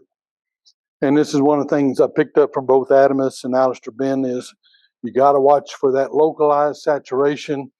Just because you can do it out here doesn't mean you should do it. Backing off a little bit, not much, a little bit can really help give that feeling of depth and dimension in the image. And that's what we're always after, okay? Just do masking, if you did saturation for the lower part, just kind of do a little masking. Yeah, kind of a, the gradient tool. Yeah. Huh? I'm sorry, what did you say? Oh, and that could be too. You have to judge the air. So Bob is from that area of the country, so he's naturally biased in that direction. So if he picks on me, I'll pick on him a little bit. Yeah, it's beautiful up there. Alistair Ben talked a lot about the hierarchy of light. He tried to demonstrate this with one of my images I'll show you next. I kind of got it a little bit. But I like the comment that he made here. Highlights are the melody of our work and demand attention. The shadows are important, and they form the beat of the music. They create the basic image structure. Alistair Ben is very big into music, big time. You know, if you do a Zoom meeting with him, he's got 3 or 4 guitars hanging on the wall right behind him. So it's hard to figure out what comes first. Okay, so the idea here is that if you get the tonal relationships really out of whack, it can interfere with the music of your image and what you're trying to hope that the viewer experiences. And this was the one he was playing with. He was trying to point out, okay, the light's brighter here. The light kind of hits this a little bit, not quite as bright over there. He said the light is pretty strong here, but you really don't want the eye going there, kind of kick back the light here. And I think that was a fair point to be made. Drone shooting at White Pocket. Anybody done it with a drone? Oh my gosh, it's huh? Oh. Well, that's true. But drone flying around there, I'd done it ground pounding for quite a few years. But once I got a drone in the air, I thought, oh my gosh, I had no idea. And I've subsequently have seen some other images that kind of instructed me. I haven't begun yet to see it all the way it should be seen from the air. So kind of can't wait to go back. Look at that image. Oh my gosh, I love it, love it, love it. I wish it was mine.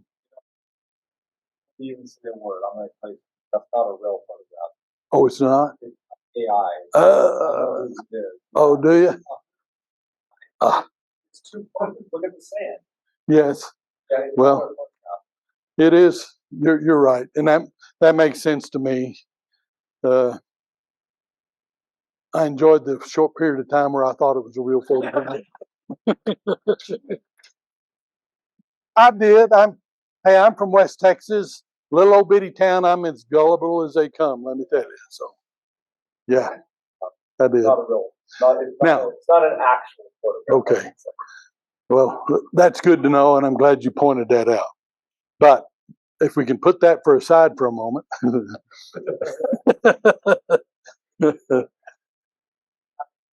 Look at the flows going on here with this old dead wood, the lines, the repetitive lines that are parallel to each other in the sand and how they're lit with the light.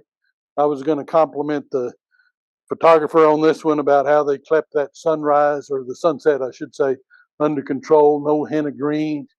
AI did a good job, I guess. But I put you'll be happy to know, I love seafood. Laura doesn't like it at all.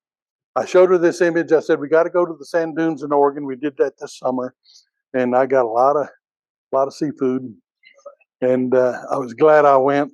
Shooting was so-so, but I know you gave a presentation one time of the best times to go to Oregon, and I haven't done that yet, but we always bring your name up. Darren talked about the best times to go to Oregon. We haven't done that yet, but we got to do that sometime. Okay, well. I mean, just look at how absolutely perfect it is. It is, yeah. The light fall off. Yeah. Not only on the mountains in the distance, like what Doug spoke about how it seems to get brighter with the sunlight, but the way the light's hitting every little tiny piece of that log in the foreground. Yeah. Perfectly balanced gradients from the ridge line of the sand on the left all the way to the edge of the frame. Yeah, it may be inspired by a real photograph, but it's definitely AI enhanced. Okay, well. Oh, If you were actually to look at this photograph and look at it closely, you can tell. yeah. I would love to have a photograph like this. He Yeah, did a me whole too, series yeah. on different places in Oregon that he said were in Oregon. Yeah. But I don't know. Okay. Just do me a favor. Don't tell Laura about this, because I intend to continue to use this as justification to go back to Oregon. No.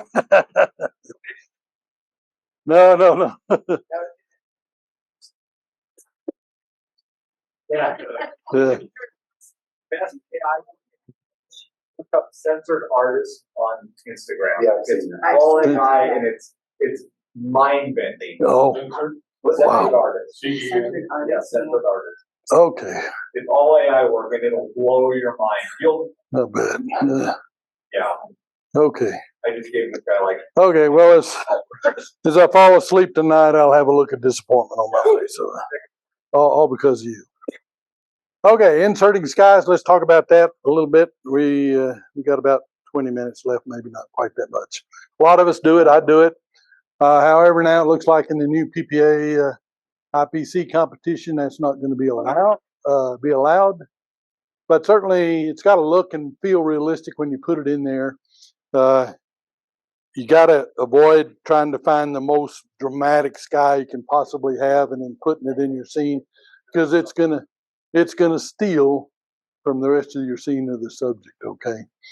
Must have consistent quality of light, meaning color of the light, the brightness, and the direction of the light. We've already seen some examples where it look like there's two suns and the direction is different and that kind of stuff. Look at this one. that's a fake sky. You're probably right. Yeah. So yeah. So then, you know. Yeah, I at least take my own sky phone. Yeah. So it's yeah. So, but again, is we readily see this as mind-boggling, but we got to remember somebody did this and thought it good enough to put on Facebook under their name. Okay, so yeah. Oh gosh, yes. Oh yeah. This is like it is the same sky. That is. Yeah. But people haven't figured out there's ways to manipulate that They sky. just put the sky. Boy. Okay. We've all shot here. Yeah. I have no idea what the original sky looked like, but I think the original sky would have to look better than this. It's sunrise. Yeah, relative to the light on the scene. Right. But the sun has gone down back over there, right? So. Yeah, two suns. Yeah, that's right. So. Y'all get it.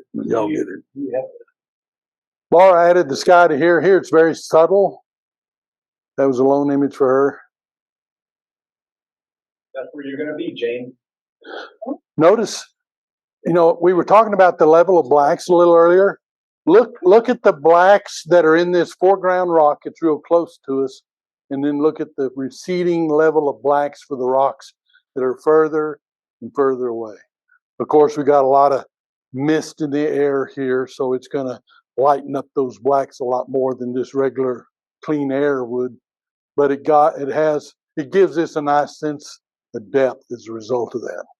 Yeah, Crystal and I were there with together at that same location. There were nice spots.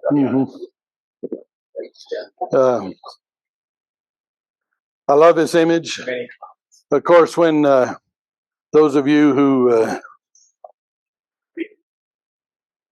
the PPA juror, past president of PPA, Dennis Kraft, some of you know who he is. When he saw this image, he looked at me and he said, "Doug, she's a better photographer than you are." So this image, I like it and I hate the hell out of it at the same time. Yeah. No. I was hoping you were gonna show one of these images, but you haven't yet, but this is probably the closest example to it.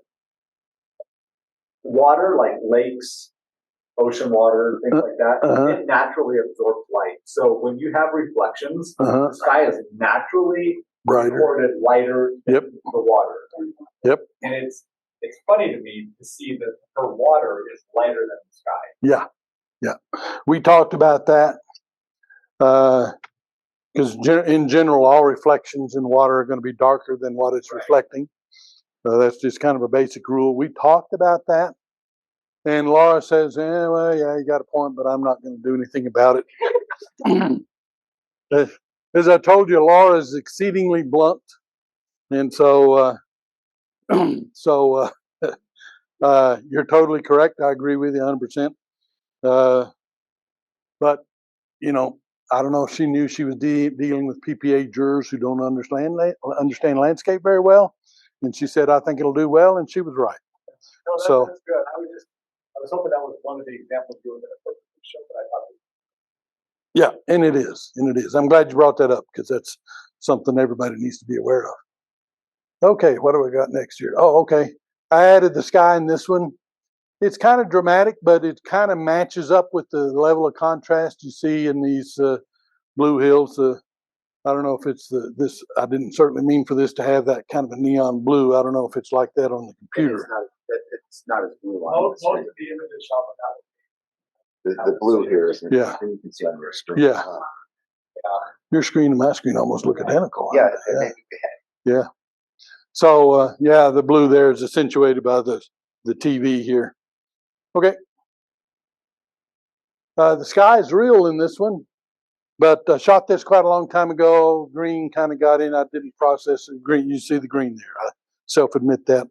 But I threw this in there because Laura was on the other side. She's this little bitty black speck. If you can see it right here. She kept hollering for me to come over there and be with her, and I kept yelling back, no. And I didn't tell her why. So yeah, she wasn't entirely happy with me afterwards, but when you have a shooting spouse, that sort of thing's going to happen. So I don't worry about it, you know. So. Okay. Oh gosh. Huh? The one before that, Before this one? yep. Where does Laura's image place? I don't know. I do. Oh, you're thinking. I'm done. Or do things like this. Don't worry, Corey. That image is in the presentation. Yeah, I'd have been if it weren't in the presentation, I'd have been kicked out on the curb yesterday. So you'll see. Yeah. Okay. Okay. Again, multiple suns going on here. You know what's distressing here? Somebody had to do a lot of time and work to do this, right? But look what happened. You know. This is their artistic vision. Yeah. This is what they wanted. Yeah. So we can't really take away from it because this is what they saw in their mind and what they wanted to create. True. But I would add to that is they haven't been exposed to a lot of landscape education, I don't think, because remember, one of our objectives is to share with people a sense of realistic of what the world should be and this and that and the other, what the world is. And I think they strayed away from that, said, oh, I know how to do this, I know how to do that, let me do a bunch of it. And so, y'all remember the Pontiac Aztec and how ugly that thing was? Kind of the same principle going on. Yes. Yes. Is hitting the light on the rock where it should be. Mm-hmm. The clouds are just a little bit off. Yeah. But it's not too far from reality. Part of the sky in this one is real. I just added to the rest of the sky. So this was a lone image from over Hanksville Way. Drone shot. That's the United Arab Emirates. I put that sky in. There can be nice skies in the wintertime. This was a wintertime shot in the UAE. Temperature was about 70 degrees early that morning. Just beautiful weather. We've been over there 2 times. Love going. but I was, I didn't want to put a sky in there that was stealing away from the dunes. I wanted it to look congruent with the rest of the scene, same direction of light, blah, blah, all that. I did worry after I'd already submitted the image. I worried about this upper part up here looking a little too bright. And I thought, uh-oh. And if I was to rework this image again, I think I'd work that area a little bit differently than the way you see it here. Okay. Another great thing about that picture is not too sharpened. Some people tend to over sharpen that. Yeah. Looks like sand. It's It is sand. it's not AI. Okay, that was me being honest. I really didn't know if you knew that, but I want to make sure. Okay. Sorry. Right. Yeah. You can easily get that too crunchy looking. So I added the sky in this one. I think on the computer it looks a little more golden in the light up there. The mistake I made is the highlights on top of these little pillars of lava rock, a little bit too white. I should have tinted them to match the golden color up there. I think it would have looked a little bit better. It did merit for me, but that's about it. But I did like the geometric structures of, I was standing on a bridge, and this was late in the day in Iceland, and we crossed the bridge in the morning, and the water wasn't flowing like it was later in the afternoon. Okay, I kind of like this from Alistair Ben. Alistair loves to talk. He's worse than me, and the things that he says are more interesting, but I like this. He says, when you show an image to people, generally they're going to have some kind of instantaneous gut reaction. And with a lot of what we've been talking about with tonal relationships and green tinting and all of that can harm this initial gut reaction.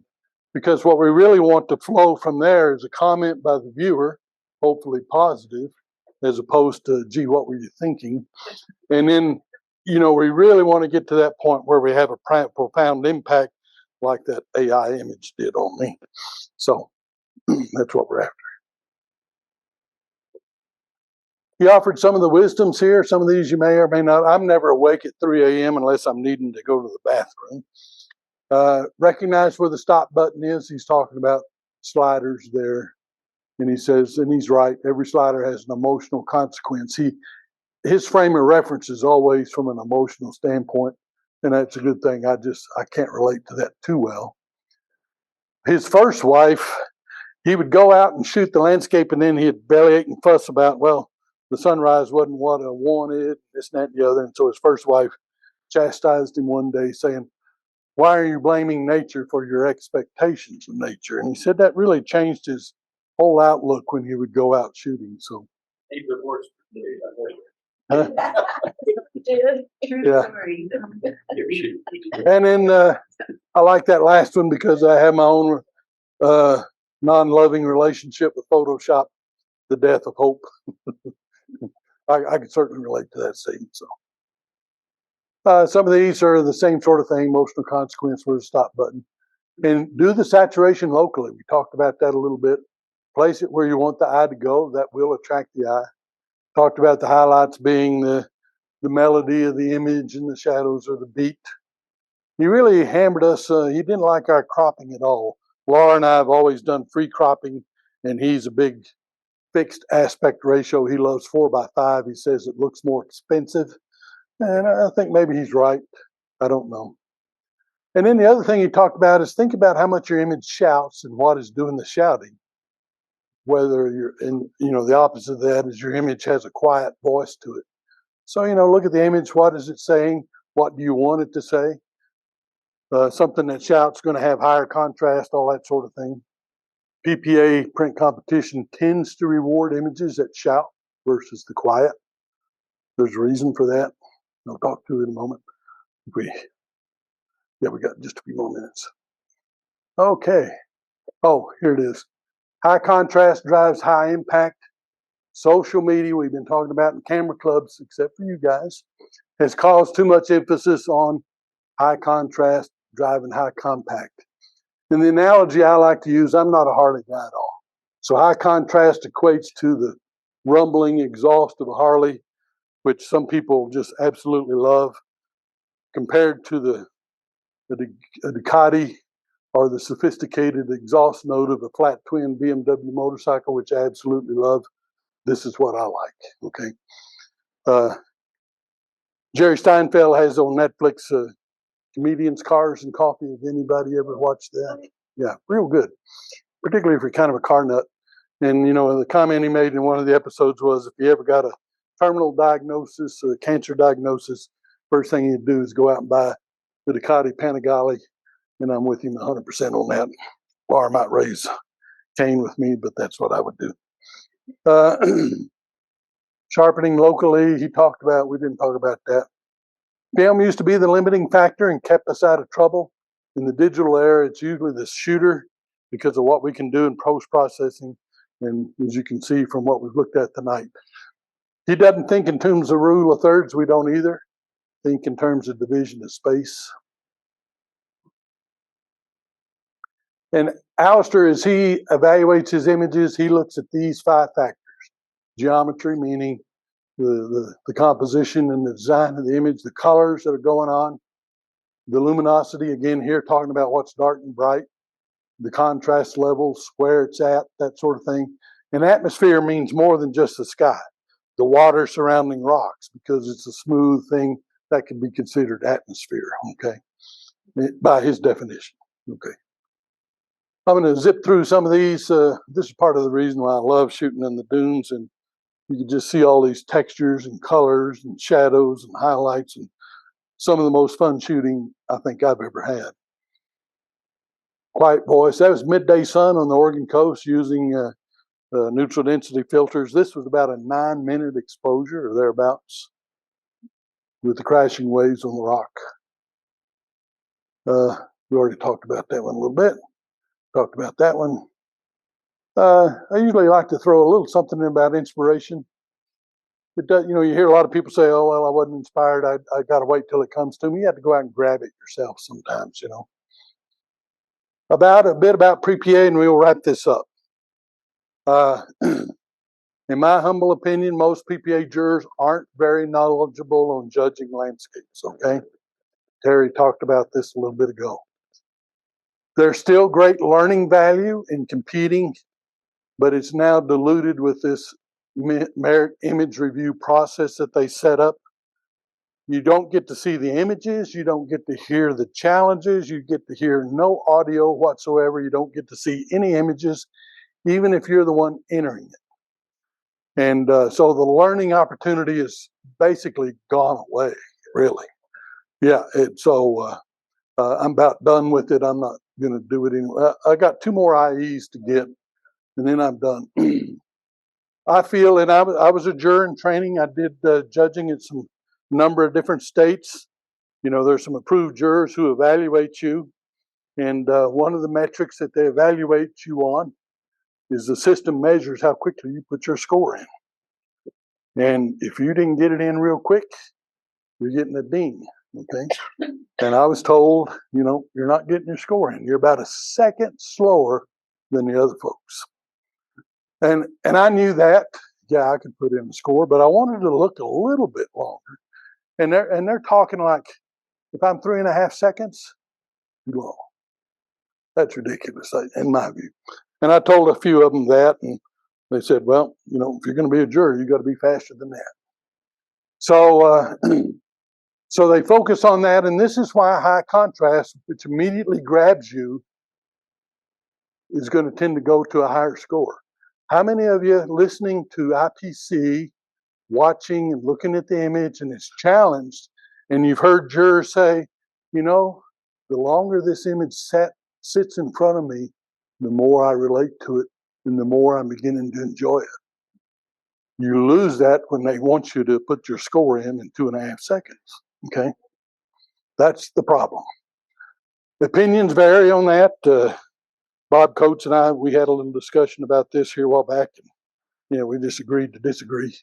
And and I agree with him that generally when the image first pops up there, when you sat in that seat, you kind of know, okay, yeah, this is a 78. No, this is a 83.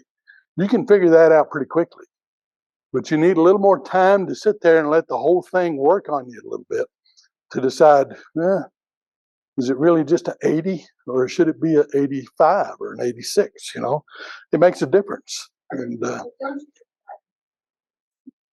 Up to your opinion about something as opposed to, are we not supposed to be judged on the 12 merits? exactly, yeah, exactly, exactly.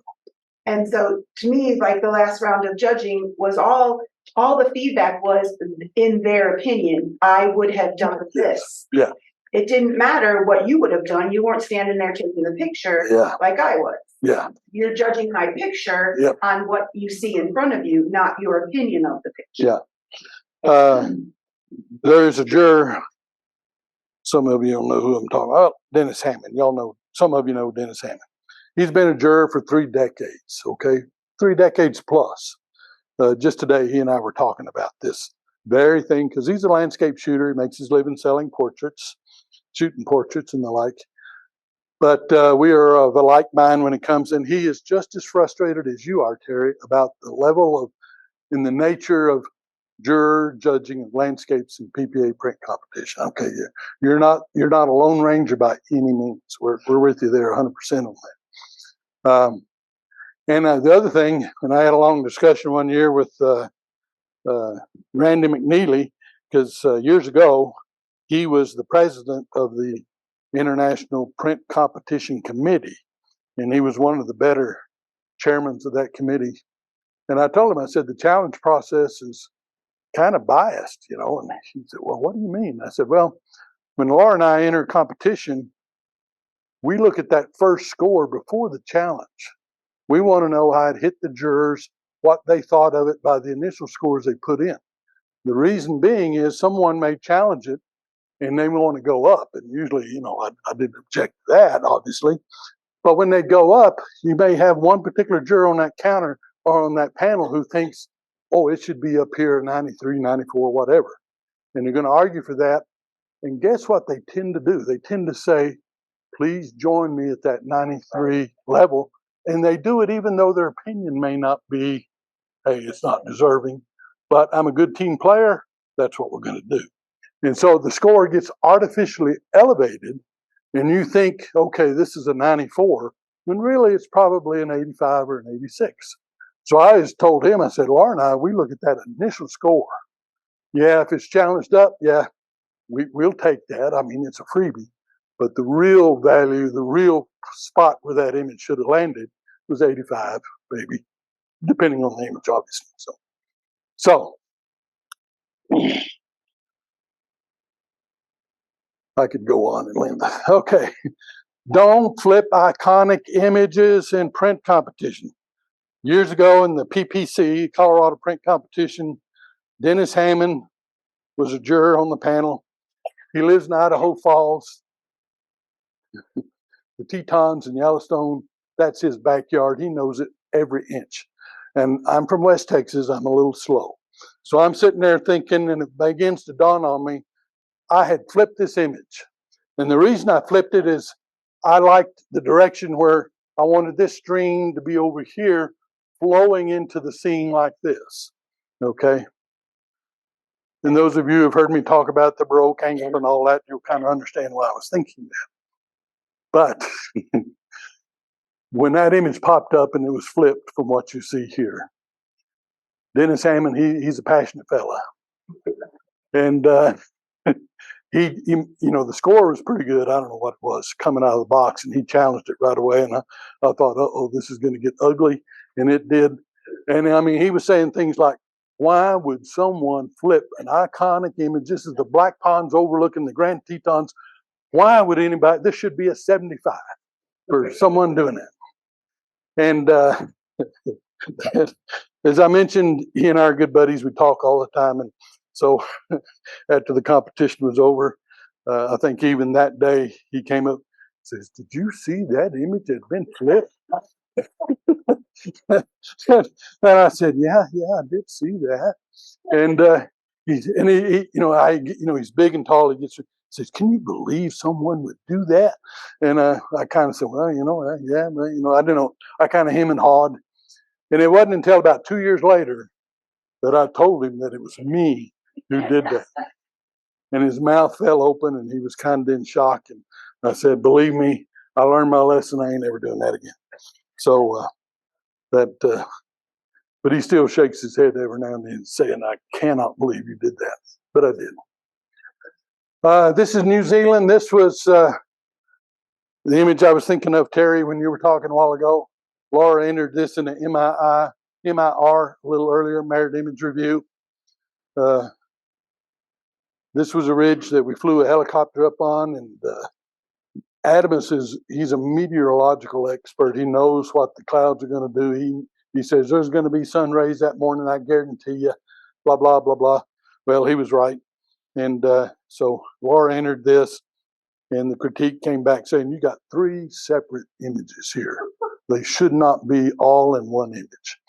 And they cannot handle a foreground with a middle ground and a background. They just cannot relate to it. Yeah, I would agree this image is not perfect by all means, but she put it in there. And but they were saying, oh, your sun rays is one image. Yeah, your middle ground with the lake down there, the water, that's another. And your foreground flowers should be a third image. So Mine was Kingsville, and it was a zoomed in picture of the rocks because they made this great pattern. And in the top part of the image and the bottom, there's lighter rock layers that go through there. And he's like, this is just a bad stitching. You took a vertical panel and you stitched it together badly. And I'm like, what is he talking about? Those are rocks. Like, can you work that kind of stuff?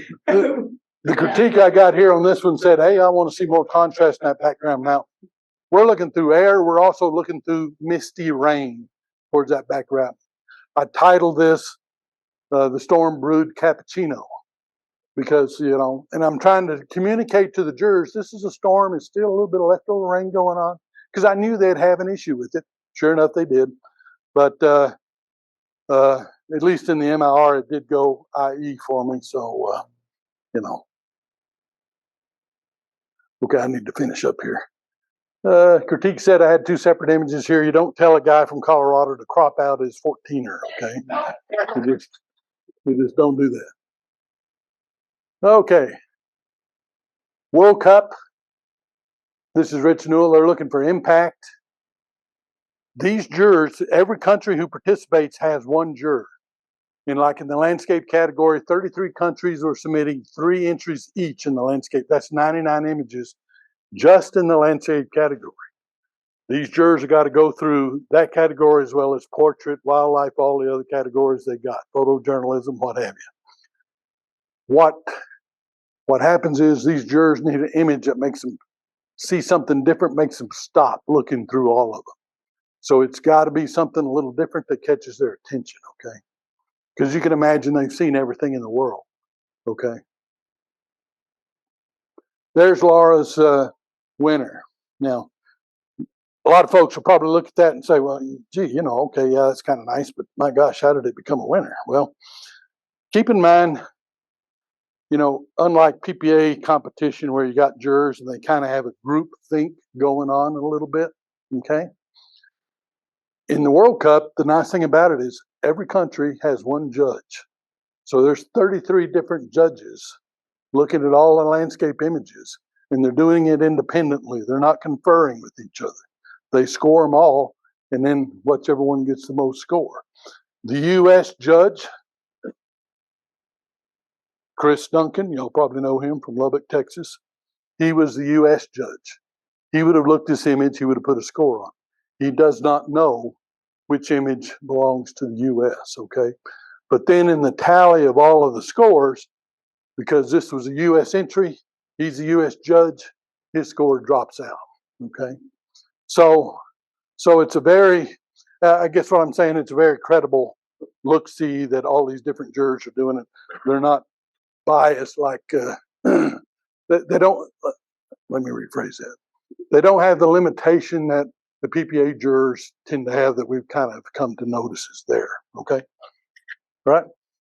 Again, the colors have got that a little bit wrong, but part of what makes this work Look at the parallels going on here. Parallel angles always give a sense of rhythm and harmony to an image that makes it resonate a little bit better. Colors are off there a little bit. Looks better on the screen. Yeah. I'm sure. Yeah. So, okay. I'm past time here. I need to finish. Keep your drones away from wine. They start cutting up. Daniel Cordon put that together. I thought he grabbed my drone, he grabbed Laura's drone, he starts doing all this unfolding. I'm thinking, what's he doing with my drone? And then we got a good kick out of that. Wrap up. I showed you this quote from Ignacio. That's what this is all about. We want to make images that connect to our viewers in an emotional way. We want it to tell a story. We want them to feel like they're there. When we start getting tonal relationships out of balance or not quite as good as they should be, it tends to distract from that. Same way with getting the colors of the sunset, sunrise wrong a little bit. There's ways to get past that. I thought one photographer really had it, but it was an IE guy, I guess, or AI guy, whatever it is. Okay, so here's our monkey. Now I see beautiful tonal relationships expert. Definitely not a tourist, okay? Yeah. I always throw this in there. I think y'all know that. I don't have to harp on this too much here. So, and thank you. Oh, I do have a workshop. We're sold out for this year, but we do it every year right around this time. So if that's something, Jim Easton, you're here. Okay, you and I chat a little bit after. Jim's coming in. There's a number of other folks to include the guy sitting right next to you that's been on the workshop before. Elaine has been there. The Bumgardners, Olin Jones, a number of you. Anyway, we have a good time there. A lot of fun. Here you'll see. Here's Elaine. There's Olin. It looks like a lot of people, but there's some non-shooting spouses here that are free. You probably recognize Adelpha and Russ Ford back there. There's Ted York. He won 2 years ago World Cup for reportage. These are the Gunn brothers. Albuquerque for Larry. Kenneth is from Las Vegas. They helped me out with the workshop. So some of these people are helpers. Some of them are spouses. So not that many. Okay. And you never know who's going to come to your workshop. Raise your hand. Raise your hand, Bruce, so everybody knows who that is. Look at that pink. I did not change the color on that pink drone. I'm just going to make a. You almost blew out the red chat. Yeah. I'm going to make a real bold suggestion to wrap this all up. I suspect Bruce really enjoyed the Barbie movie, don't you? Okay, this is Just Us In. Happened yesterday. We've invited, Laura and I have been invited to be the guest landscape instructors for a trip to Namibia next year with run by the California Center of Digital Arts, Dave Levy. Some of you may know him, and Sharon Lobel. Corey, I know you know who Sharon is.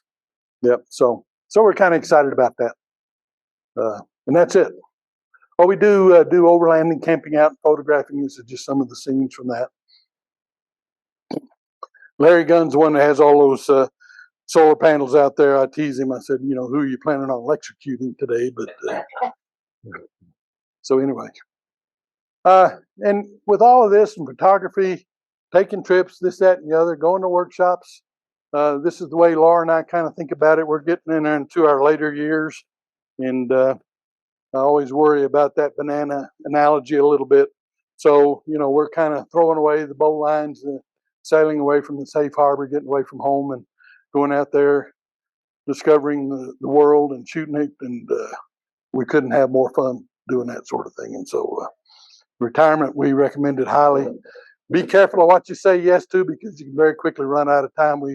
That happened to us. So, okay, thank you very much.